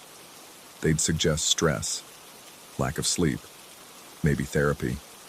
All reasonable recommendations, all probably correct, because the alternative means accepting that this house is aware, that it watches and waits and plays games with its occupants, that it's been doing this for 100 years and I'm just the latest player. The bathroom light turns back on. I put the car in drive, but my foot doesn't press the accelerator. Instead, I watch. The light stays on for exactly 4 seconds. I count, then turns off again. 4 seconds, the same duration as the pause in the footsteps. 7 steps, pause for 4, 7 steps back. The house is signaling me, or taunting me, or teaching me its rhythm. I turn off the engine. My hand reaches for the door handle. Some part of me, the part that still believes in rational explanations, in electrical faults and coincidence, wants to go inside and check the bathroom light switch, to find the loose wire, the faulty connection, the mundane explanation. But another part of me, growing louder each day, knows what I'll find. Nothing wrong. Nothing broken. Just a light that turns itself on and off. Just windows that open themselves. Just seals that slice themselves. Just footsteps that follow me through floors. Just sounds from an empty attic. Just a house that breathes. The bathroom light flickers. Once, twice, 3 times. Then steady again. I get out of the car. The October air is sharp, carrying the scent of fallen leaves and distant wood smoke. The house stands before me, lit up like a monument, every window glowing. It looks warm, inviting, safe. I walk toward the front door, keys in hand, and as I reach for the lock, I hear it. That 7-step pattern, coming from inside. Not upstairs, not downstairs, somewhere in between, somewhere in the walls themselves, as though the house is walking toward me while standing perfectly still. The door is already unlocked. I know I locked it. I always lock it. It swings open before I can turn the key. I stand on the threshold, staring into my own hallway, my own home, my own carefully documented and photographed space. Everything looks exactly as I left it. Everything is perfectly in place. Hello? My voice sounds small, swallowed by the house's volume. No answer. Of course no answer. There's never an answer. There's only the waiting, the watching, the sense that something is always about to happen but never quite does. I step inside. The door closes behind me, not slammed, just a gentle click of the latch catching. I don't remember touching it. Maybe I did. Maybe the wind did. Maybe the house did. Overhead, the footsteps begin again. 7 steps. Pause. 7 steps back. I head toward the stairs, toward the sound, toward whatever is or isn't there. Because this is what I do now. This is what the house has trained me to do. I follow, I investigate, I document, I photograph. I seal windows and watch them open. I lock doors and find them unlocked. I chase sounds that stay 1 floor ahead of me, always ahead, always waiting. As I climb, I feel it again. That breathing sensation, that expansion and contraction. The house inhales as my foot touches the 3rd stair, the one that creaks, the one that announced those descending footsteps last night. And in that moment, ascending through my own home with all the lights blazing, I understand what the house has been trying to tell me all along. I'm not chasing anything. Nothing is 1 floor ahead of me. I'm the one being followed. The footsteps are below me now, climbing the stairs I just climbed, matching my pace exactly. 7 steps. I count them as they sound, each one on a stair I've just left. Pause for 4 seconds. I'm frozen now, halfway up, hand gripping the railing. Then 7 more steps, closing the distance. I don't turn around. I don't look back. Because if I look, I'll see the empty stairs. I'll see nothing there. And somehow, that's worse than any presence could be. The house breathes. I breathe with it. We move together, synchronized, indistinguishable. And I realize I can't remember the last time I was certain I was alone. Story 12. The fluorescent lights in my basement office hum at a frequency that makes my teeth ache. I've worked here for 3 years, and I've never gotten used to it. That persistent drone that seems to emanate not from the fixtures themselves, but from somewhere deeper in the building's bones. The Historical Society didn't mention it when they rented me this space. They didn't mention a lot of things. Providence in October wraps itself in a peculiar kind of darkness. Up on Benefit Street, the tourists love it. All those colonial houses leaning into each other like gossiping widows. The peaked roofs cutting jagged silhouettes against pewter skies. Down here, in the basement of the Thaddeus Building, built in 1847 according to the brass plaque by the entrance, the darkness is something else entirely. It's older, more patient. My office sits 3 steps below street level, with windows that offer a generous view of passing ankles and the wrought iron fence separating the building from the St. Erasmus Cemetery next door. The graves there date back to 1823, though the locals will tell you people were buried on that ground long before any official records began. Sometimes, late in the afternoon when the sun angles just right, I can see the shadows of the headstones stretching across my floor like reaching fingers. I tell myself it doesn't bother me. I tell myself a lot of things. It happened on a Tuesday. I remember because Tuesdays are when I process the quarterly filings, and I'd been working late, the only occupied office in the building after 6. The heating system had been acting up. The whole place felt like a meat locker, so I'd kept my coat on, fingers stiff as I typed. The building settles constantly, groaning and creaking with age, but that night the sound seemed more deliberate, rhythmic, almost like footsteps on the floor above. Though I knew the building was empty, I'd gotten up to stretch, to shake off the cold that had been seeping into my joints, when I noticed the temperature had dropped even further. My breath came out in visible puffs. The fluorescent hum had changed pitch, now almost a whine, and in that altered acoustic space, I heard something else. A soft, wet sound, like fabric dragging across damp stone. The sound came from the hallway.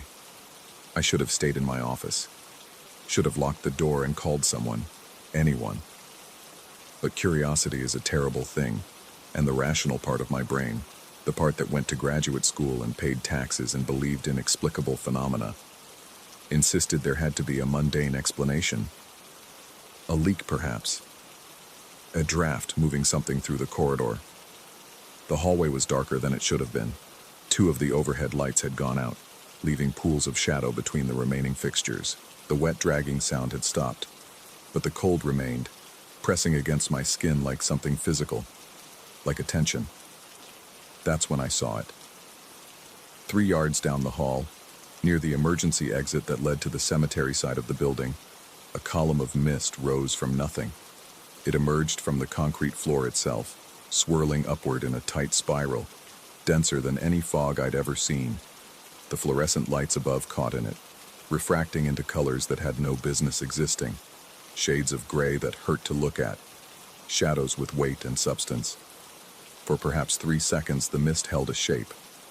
Not clearly, nothing so definite as that, but the suggestion of shoulders, of a head tilted at an angle that spoke of curiosity or confusion, of a hand, fingers spread, reaching toward me or perhaps past me, toward something I couldn't see. Then it collapsed, simply fell apart, the mist dissipating so completely that I wondered if I'd imagined it. No smell, no residue, just the hallway, dark and cold, and the sound of my own breathing harsh in my ears. I stood there for I don't know how long, waiting for my heartbeat to slow, for some rational explanation to present itself. When none came, I returned to my office, gathered my things, and left. I didn't run. I maintained that dignity, at least.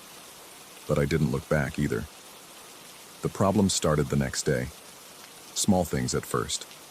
My computer froze during an important client call, then refused to restart for 20 minutes. An email I'd carefully crafted, triple-checked before sending, arrived at its destination without the crucial attachment I knew I'd included. The coffee maker in the break room, which had worked perfectly for months, suddenly produced nothing but lukewarm brown water that smelled faintly of rust. I could rationalize each incident individually.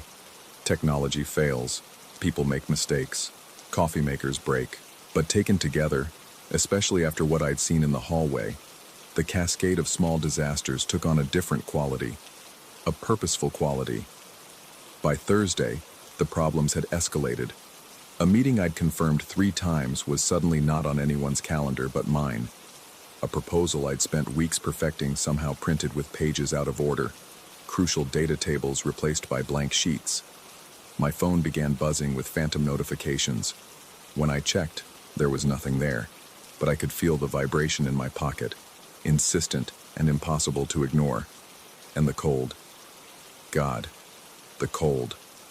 My office temperature, according to the digital thermostat, held steady at 68 degrees, but my hands told a different story. I wore fingerless gloves to type, wrapped myself in layers, kept a space heater running constantly. Nothing helped. The cold came from inside, from somewhere beneath the skin, settling into my bones like infection. Friday afternoon, I found myself standing in the hallway again. Same spot, same emergency exit visible in the distance. I don't remember deciding to come here. One moment I was at my desk. The next I was in the corridor, drawn by some impulse I couldn't name. The air felt expectant, waiting. I heard myself speak, the words emerging without conscious thought. I'm giving it back. The time. Whatever I saw, whatever I took by seeing it, I'm giving it back. The silence that followed felt alive, watching, considering. I returned to my office and worked until 7, forcing myself to focus on spreadsheets and correspondence, on the mundane details of my mundane job. When I left that night, the cascade of problems seemed to have stopped. My computer ran smoothly, my emails sent with all attachments intact.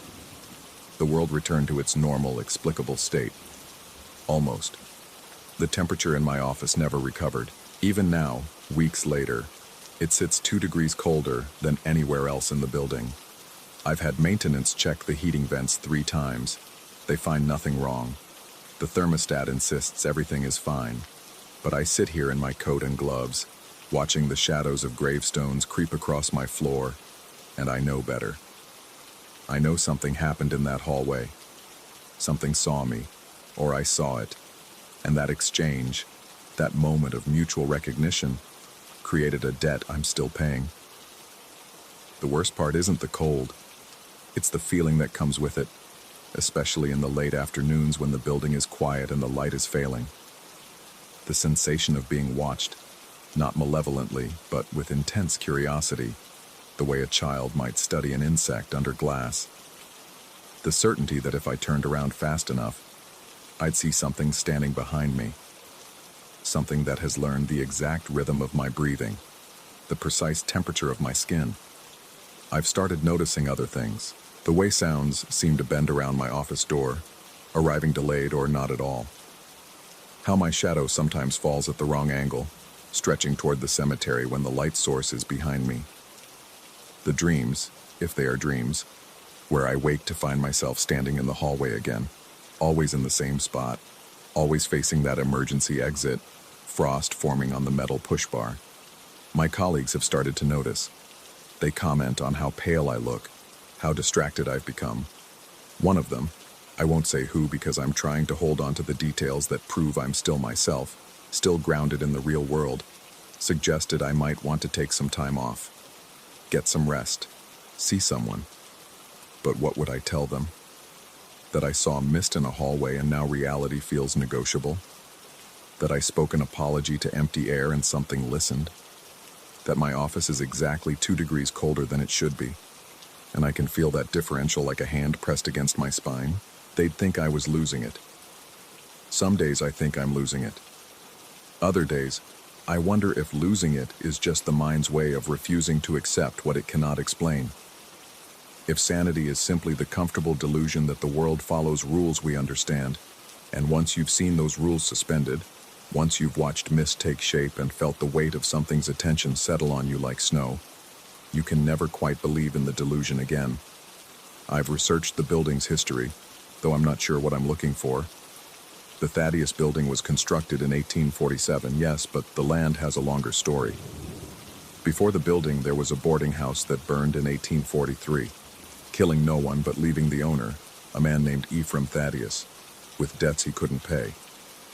Before the boarding house, the lot stood empty for decades, considered unlucky by the locals for reasons the records don't specify. The cemetery next door is even older. St. Erasmus was established officially in 1823, but the earliest legible headstone dates to 1819, and ground-penetrating radar has revealed anomalies suggesting burials that predate any written record. The Historical Society's files mention complications with the original cemetery construction, bodies that wouldn't stay where they were put, graves that seemed to multiply overnight, workers who refused to continue their jobs without explanation. None of this proves anything. Old buildings and old cemeteries accumulate strange stories the way they accumulate dust. It's expected, even charming, in a city like Providence where Lovecraft once walked the same streets. But knowing the stories doesn't make the cold less real, doesn't make the watching feeling fade. Yesterday I worked until 8. The building was empty, the streets outside quiet except for the occasional car passing on Benefit Street. I'd almost finished a complex filing, the kind of detailed work that requires complete focus, when my computer screen flickered. Just once, but in that flicker, I saw something reflected that wasn't in the room with me. A figure, standing just behind my chair. Indistinct, more suggestion than form, but unmistakably there in that fraction of a second before the screen stabilized. I didn't turn around. I've learned that much. Looking directly at it, at them, at whatever this is, only makes it worse. Acknowledging it gives it substance, reality, power. So I sat very still, staring at my screen, watching the cursor blink, counting my heartbeats until the presence behind me faded back into the general coldness of the room. When I finally did turn, there was nothing. Of course there was nothing. Just my office, my desk, my coat hanging on the back of the door. Everything exactly as it should be. Except for the frost. A thin layer of ice had formed on the window, the one that looks out at ankle level onto the cemetery fence. In the frost, before it began to melt in the room's inadequate heat, I could see patterns. Not random crystalline structures, but deliberate shapes. Letters, maybe, or symbols I didn't recognize. They lasted perhaps 10 seconds before dissolving, leaving only water streaks on the glass. I took a photo, but it didn't capture anything useful. Just a blurry window with some moisture on it. The kind of image that would make someone suggest I need sleep, or therapy, or both. Maybe they'd be right.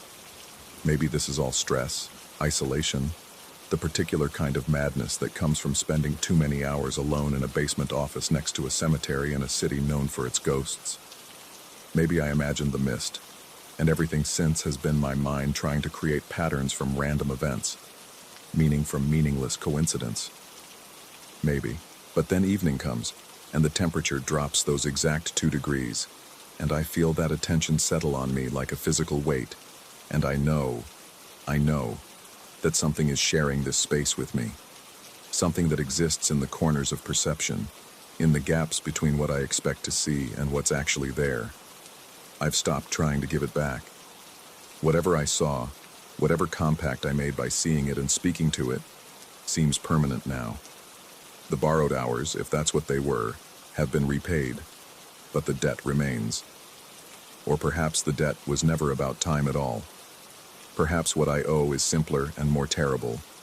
Attention. Acknowledgement. The constant awareness that I am not alone, have never been alone, will never be alone again in this cold room beneath the earth. Tonight, as I write this, I can feel it behind me. Not close, but present. Waiting with the patience of something that has already waited far longer than I can imagine. The fluorescent lights hum their bone-deep frequency. Outside my window, the shadows of gravestones stretch across the floor. And somewhere in the building, in the walls, in the foundation, in the air itself, something shifts. Something settles. Something that might be satisfied, or might be only beginning. I don't know which possibility frightens me more. What I do know is this. Tomorrow I'll come back. I'll sit at this desk, in this cold room, and I'll work. I'll feel the watching presence, see the impossible reflections, notice the small distortions that prove reality is thinner here than it should be. And I'll stay anyway, because leaving feels like abandonment, like breaking an agreement I never consciously made but am bound to nevertheless. Or maybe I'll stay because some part of me wants to see it again, wants to understand what I glimpsed in that hallway, what shape the mist was trying to form, wants to know if it's reaching for me or trying to warn me, if it's malevolent or simply lost, if it exists in this world, or if I've begun to exist partially in its. The cold doesn't bother me as much anymore. I'm getting used to it, the way you get used to any constant condition. My body has adjusted, found new equilibrium. Sometimes I wonder if that's the point, if the cold is teaching me to exist at a different temperature, preparing me for some transition I don't yet understand. Sometimes I wonder if I'm still the same person who saw the mist in the hallway, or if I've been gradually replaced by something that only remembers being him. Sometimes I wonder if there's a difference. The fluorescent lights hum. The shadows stretch. The temperature holds steady at 2 degrees too cold. And I sit here, typing, while something watches from just beyond the edge of vision. Patient as stone, cold as earth. waiting for something I cannot name and would not recognize if I could. Still waiting, still watching, still here.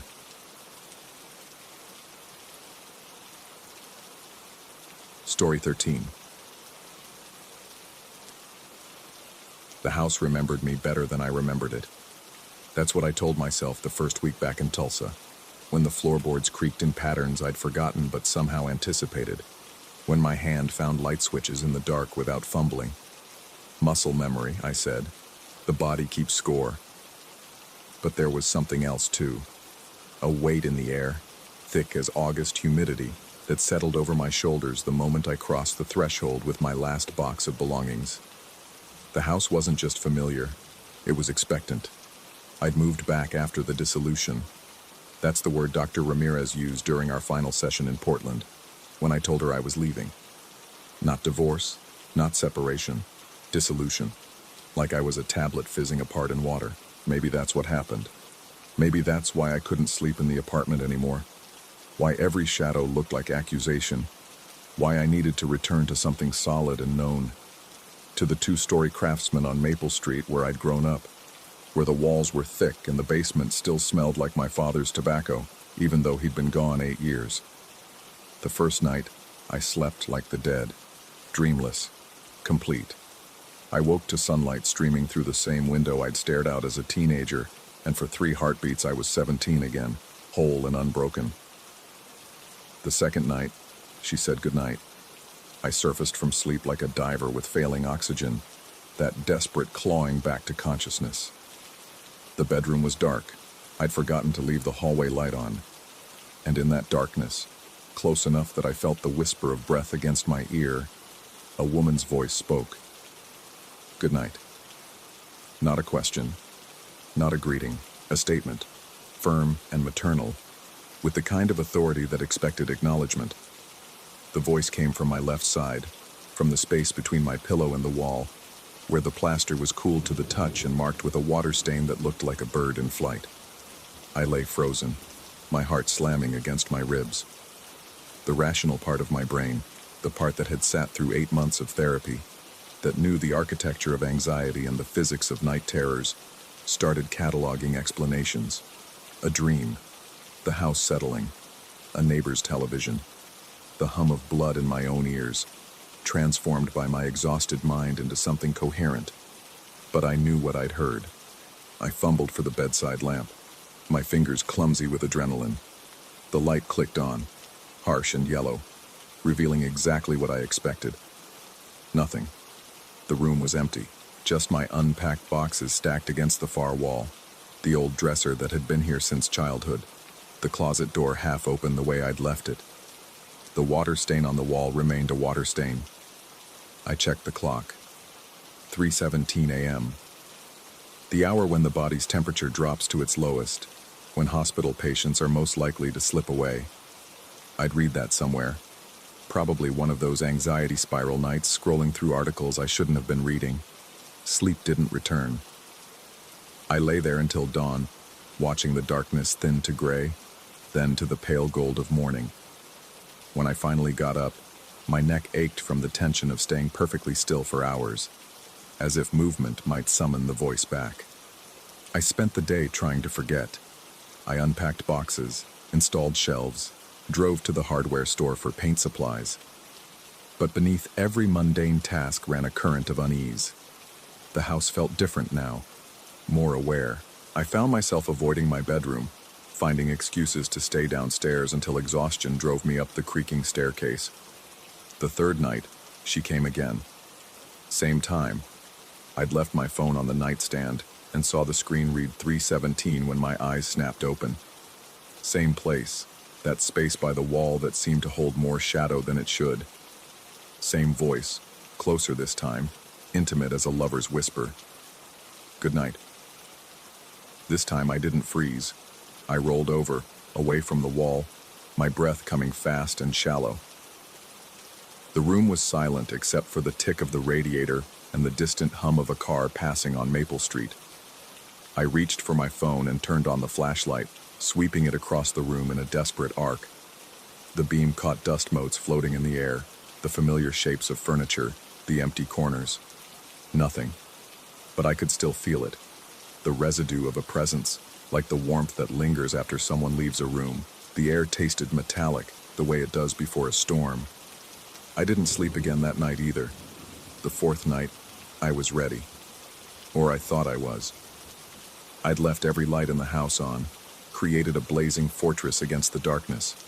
I'd taken melatonin, done breathing exercises, positioned my phone within reach with the emergency services screen pulled up. Ridiculous, I knew. What would I tell them? That a voice was being polite to me? But preparation proved meaningless. At 3:17, the bedside lamp flickered once, twice. Then the voice came, and this time it was different. It laughed. Not a cruel laugh, not mocking. Just 2 syllables of sound, brief and matter-of-fact, like someone acknowledging a private joke. The laugh of recognition. And with it, the wall lamp pulsed with light, casting the room into stuttering visibility. Dark, bright, dark, bright, like an old film reel catching. In that stuttering light, I saw the water stain move. Just a fraction. Just enough that the bird shape seemed to tilt its head. And that's when the strange thing happened, the thing I still can't explain to myself. Instead of terror, I felt something else entirely. Pity. A deep, aching sadness that rose in my chest like water, unexpected and overwhelming. Because in that laugh, in that brief sound, I heard loneliness. I heard the exhaustion of trying. I heard need. Good night, I whispered back to the empty room, to the wall, to whatever was or wasn't there. The lamp stopped flickering. The darkness settled back, solid and complete. And I slept. After that, the voice stopped coming. But the lamp, a small brass reading light I'd plugged into the wall outlet near my bed, began turning itself off every night at 3:17. Not flickering, not dying, just clicking off with the same sound it made when I used the switch, then clicking back on exactly 1 minute later. I told myself it was electrical. Old wiring, faulty circuits. Houses this old had all kinds of quirks, but I knew better. I knew it was an answer, an acknowledgement of my acknowledgement. The nights took on a new rhythm. I'd lie awake, waiting for 3:17, watching the clock on my phone count down. When the lamp clicked off, I'd say goodnight into the darkness. When it clicked back on, I'd close my eyes and sleep would come, easier than it had in months, better than the medication Dr. Ramirez had prescribed, better than the white noise machine and the meditation apps and all the careful architecture of coping I'd built in Portland. I started to look forward to it, to that moment of communion with whatever shared this house with me. Sometimes I'd talk more, speak into the darkness about my day, about the dissolution that had brought me here, about the ways I was trying to put myself back together. I never heard the voice again, but the lamp always answered. Click. Off, then on. My brother called one evening in late September. He'd heard I was back, wanted to know how I was settling in. I almost told him. Almost described the voice, the laugh, the nightly ritual that had become as natural as breathing. But the words wouldn't come. How do you explain that you're having a relationship with your bedroom wall? That you're sleeping better than you have in years because something impossible is listening? Instead, I told him the house was good, that being home helped, which was true in its way. But things began to shift in October. The lamp started staying off for longer periods. 2 minutes, 5. Once, for almost 15 minutes, leaving me in darkness that felt different from ordinary dark. Heavier, more attentive. I found myself talking more during those stretches, filling the silence with whatever thoughts came to mind, trying to keep the connection alive. The water stain grew larger, or I thought it did. I'd lie there studying it in the lamplight, trying to remember if it had always reached that far across the plaster, if the bird shape had always had such detail. Sometimes it seemed like the stain was spreading, a slow leak from somewhere inside the wall. Other times it looked exactly as it always had, and I'd wonder if I was losing my grip on what was real. I started taking pictures of it with my phone, trying to document the changes. But the photos never showed what I saw with my naked eye. In the camera's lens, it was just a stain. Static, unchanging, which should have been reassuring but somehow wasn't. The house began to sound different too. The creaks and groans that had seemed familiar now felt like communication, a language I was on the verge of understanding. I'd hear footsteps in the hallway when I was alone, soft and measured, pacing back and forth. I'd hear what sounded like humming coming from the walls, low and tuneless. Once I came home to find every door in the house open. Bedroom, bathroom, closets, cabinets, standing wide like mouths. I closed them all and said goodnight to the empty house. That evening, I sat on my bed and stared at the wall, at the stain that might or might not be growing. The rational explanations I'd stacked up so carefully were crumbling.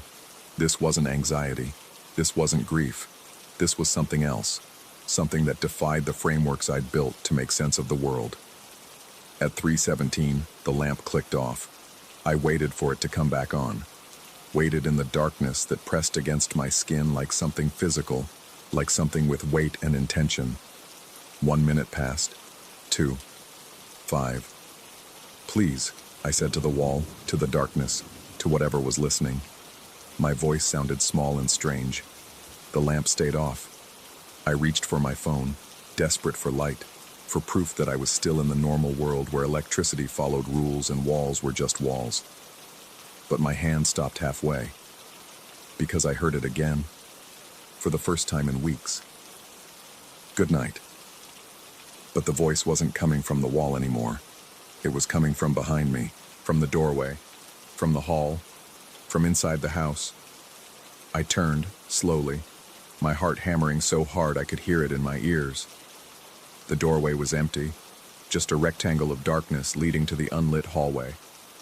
But I could feel it now, that presence I'd been acknowledging for weeks, feel it moving through the house like water finding new channels, spreading. The lamp clicked back on, but the light seemed dimmer than before, struggling against shadows that had grown teeth. I understood then, with the clarity that comes too late, what I'd done, what I'd invited in with my loneliness and my pity, and my desperate need for connection. I'd given it permission. I'd given it acknowledgement. And now, it didn't need to stay by the wall anymore. The water stain had spread across the entire surface now, I was sure of it. In the uncertain light, it looked less like a bird and more like a hand, fingers spread wide, reaching. I should have been terrified, should have run. But that same strange pity welled up again, mixed now with something darker. Recognition, maybe, because whatever this was, ghost, delusion, manifestation of my fractured mind, it was lonely too, just like me. Maybe that's why it had chosen this house, this room. Maybe that's why it waited until I came back. Or maybe I'd brought it with me. The lamp flickered again, and in the stuttering light I thought I saw something move in the periphery of my vision. A shape in the corner, a presence by the door, the suggestion of a figure that disappeared when I looked directly at it.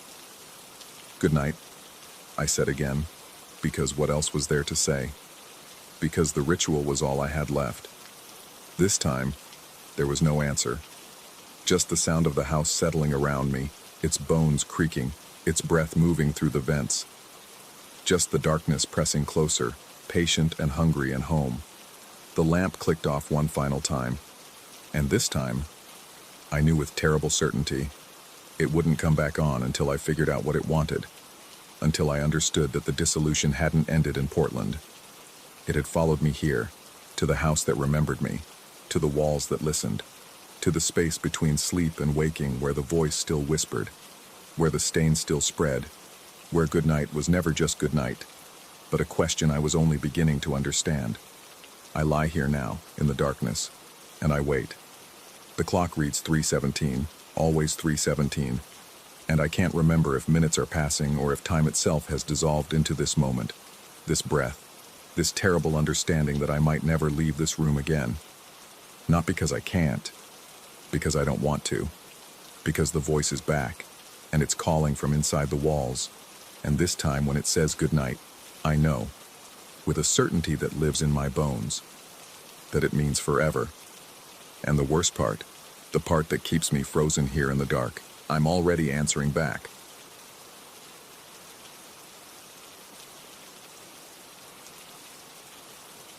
Story 14.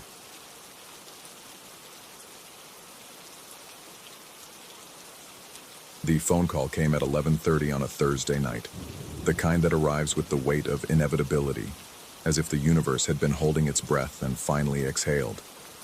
I sat in my apartment listening to my uncle's voice crack and reform, delivering news that shouldn't have surprised anyone but somehow did.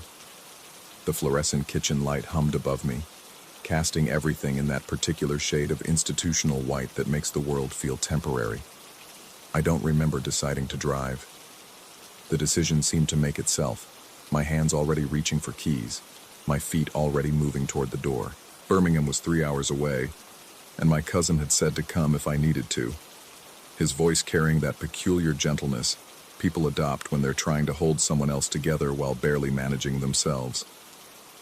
The highway unspooled before me in the darkness, reflective lane markers ticking past like a metronome counting down to something I couldn't name.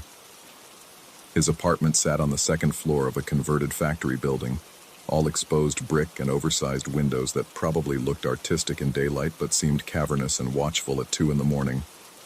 He opened the door before I could knock, as if he'd been standing there waiting, and pulled me into an embrace that lasted just long enough to feel like a transfer of some kind.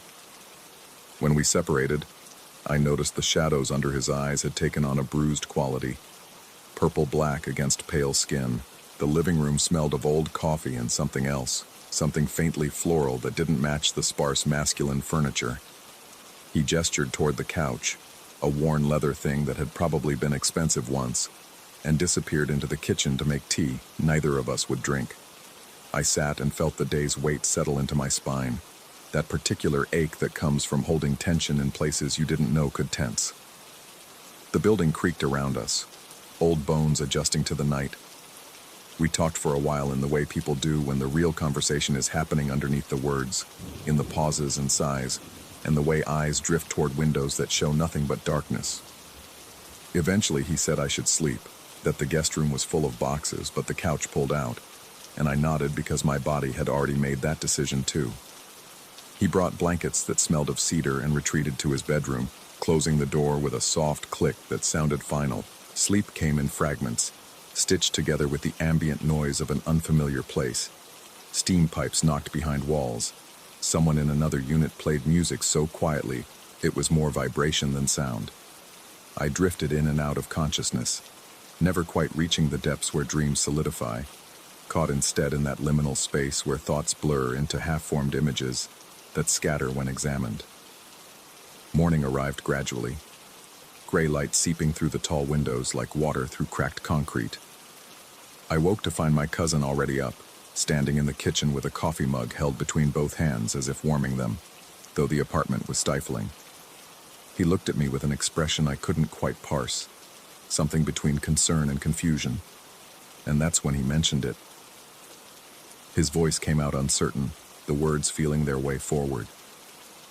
He'd had a dream, he said, though he wasn't sure dream was the right word because it hadn't felt like dreaming, more like someone had been standing beside his bed talking to him in the dark.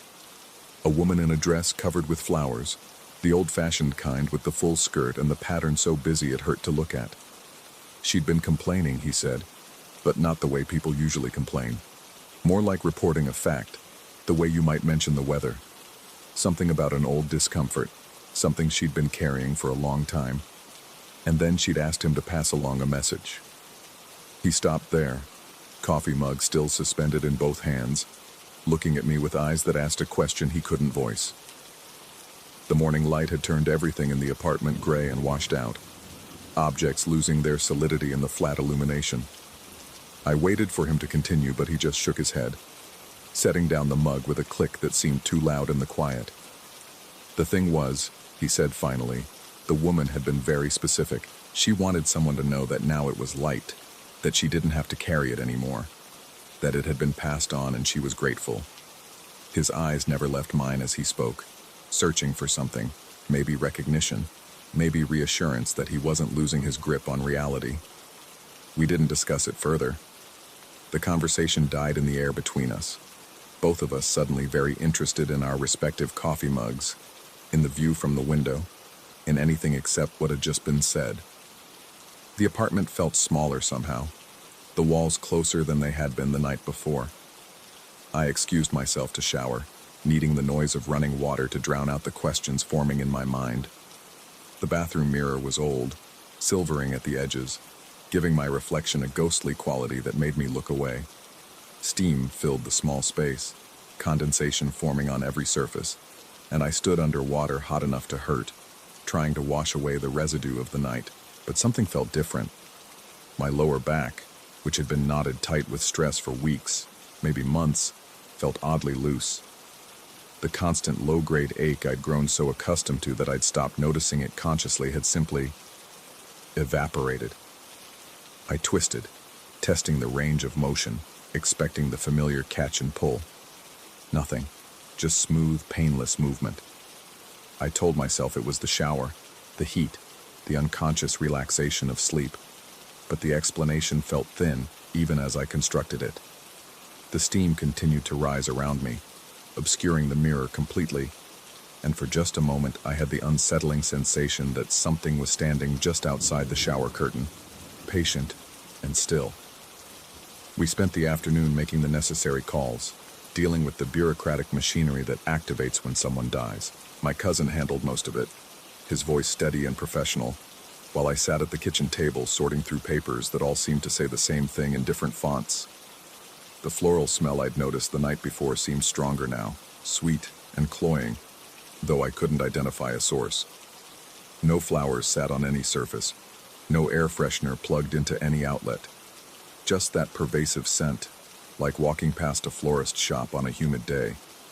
Around 3 o'clock, I needed air. My cousin nodded when I said I was going for a walk, barely looking up from the documents spread before him. I took the stairs instead of the elevator, needing the physical exertion, and stepped out into Birmingham's late afternoon. The city sprawled around me, industrial and stolid, buildings made of brick and purpose.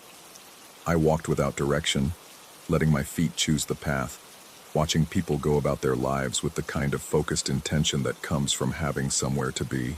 That's when I felt it. A lifting. A lightening. As if something I'd been carrying without knowing it had simply detached and fallen away. My shoulders, which had been hunched forward for so long I'd forgotten any other posture, rolled back naturally. The tightness in my jaw released. Even my breathing felt easier, deeper, air flowing into parts of my lungs that seemed to have been closed off. I stopped walking, standing on a corner while people flowed around me like water around a stone. My hands weren't shaking. My chest wasn't tight. The low-level anxiety that had been my constant companion, that background hum of dread I'd learned to live with, had gone silent. The relief was so profound it was almost painful. The sudden absence of something so familiar, it had become part of my identity. But underneath the relief, something else stirred, a discomfort with the relief itself. Because burdens don't just disappear. Weight doesn't evaporate. It goes somewhere. It transfers. I walked back to the apartment slowly, testing each step, waiting for the old sensations to return. They didn't. The building loomed above me, all those windows reflecting the late afternoon sun like dozens of watching eyes. Inside, the elevator hummed and groaned, carrying me upward with mechanical indifference. My cousin was still at the table, but the papers had been pushed aside. He sat very still, staring at nothing in particular, and didn't respond when I came in. The apartment had grown darker, shadows pooling in corners despite the remaining daylight. The floral scent had intensified, almost overwhelming now, and I had to breathe through my mouth to keep from gagging. That's when I heard it. Music, faint but distinct, coming from somewhere in the apartment. Big band music, the kind with crooning vocals and orchestral swells, the sound tinny and distant like it was traveling through time as well as space. My cousin's head snapped up, his eyes wide and too bright. "The kitchen," he said. "The radio." We hadn't turned on any radio. Neither of us had been in the kitchen for hours. We moved together, drawn by the music, and found it sitting on the counter where it had presumably always been, a vintage tabletop model in cream-colored plastic. The dial glowed amber, tuned to a station I'd never heard of, playing songs from another era entirely. Standards from the 50s, the announcer said in a voice like warm honey, for those special moments when everything was just right. My cousin reached to turn it off, but I caught his wrist. We stood there listening as song after song played, each one smooth and nostalgic, each one carrying the particular emotional weight of music from a time before we were born. The singer's voice wrapped around lyrics about moonlight and dancing, and the way love feels when you're young, and the future seems infinite. "This is what was always on," my cousin said quietly, when they were all together, when everything was before, when she was well. He didn't need to specify who she was, the woman from his dream, the one in the flowered dress, the one who'd been carrying something heavy for far too long.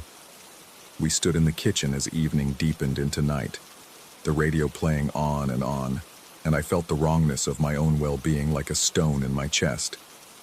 My back didn't hurt. My shoulders felt light. The anxiety had fled. But where had it gone? What had I accepted without knowing I was accepting it? What transaction had occurred while I slept on that leather couch, while my cousin dreamed of a woman who wanted to pass along a message? The song changed to something slower, more melancholy. The singer crooned about carrying torches and bearing burdens and the things we do for the ones we love. My cousin's breathing had gone shallow beside me, his eyes fixed on the glowing dial as if it might reveal something if he stared hard enough. I should have felt grateful. I should have felt blessed by whatever strange mercy had lifted my pain. Instead, I felt complicit in something I couldn't name, participant in a transfer I hadn't agreed to, recipient of a gift that was simultaneously grace and curse. The radio played on through dinner we didn't eat, through evening light fading to full darkness, through the long hours when night settles in and makes everything seem both more and less real. We sat in the living room, not speaking, listening to voices from decades past singing about love and loss and the bittersweet passage of time. The floral scent ebbed and flowed like breathing. Around midnight, my cousin finally spoke. His voice came out hoarse, as if he hadn't used it in days rather than hours. He asked if I believed in hauntings, in the persistence of the dead, in the way grief might take on weight and substance and pass from person to person like an inheritance no one wanted, but everyone eventually received. I didn't answer because I didn't have an answer. Because my back still didn't hurt, and my shoulders still felt light, and the anxiety that had lived in my chest for years had vanished so completely it might never have existed at all. Because the radio was still playing, even though no one had touched it in hours. Because somewhere in this city, in some space between sleeping and waking, my cousin had been visited by a woman in a flowered dress who needed someone to know she was finally free of her burden. The song playing now was one I recognized, though I couldn't remember where I'd heard it before. Something about gardens and flowers and the way beauty persists even when everything else fades. The singer's voice wrapped around the words with a tenderness that felt like mourning, like celebration, like both at once. I looked at my cousin and saw my own questions reflected in his eyes. What had we inherited? What had we agreed to without knowing? What weight now rested on shoulders that moments ago had been light? What discomfort had found a new home in spines that had briefly known relief? The radio played on. The night deepened. And somewhere in the space between us, in the air thick with the scent of flowers that weren't there, something settled in to stay, patient and permanent as stone. In the morning, I would drive back to my apartment, back to my life, back to everything that waited for me. But I knew, with a certainty that lived deeper than thought, that I wouldn't be driving back alone. That whatever had been passed from the woman in the flowered dress to my cousin, and from my cousin to me, was mine now to carry, however long that might be, however far it might travel. The music swelled, horns and strings weaving together in complicated harmonies, and I understood finally what the woman had meant when she said it was light now. Not that it was gone, not that it had disappeared, just that she didn't have to hold it anymore. Because now we did. The radio played on and we listened, and the weight of flowers pressed down soft and heavy and inevitable, settling into our bones like it had always been there, like it would always be there, like there had never been any other way for this to end.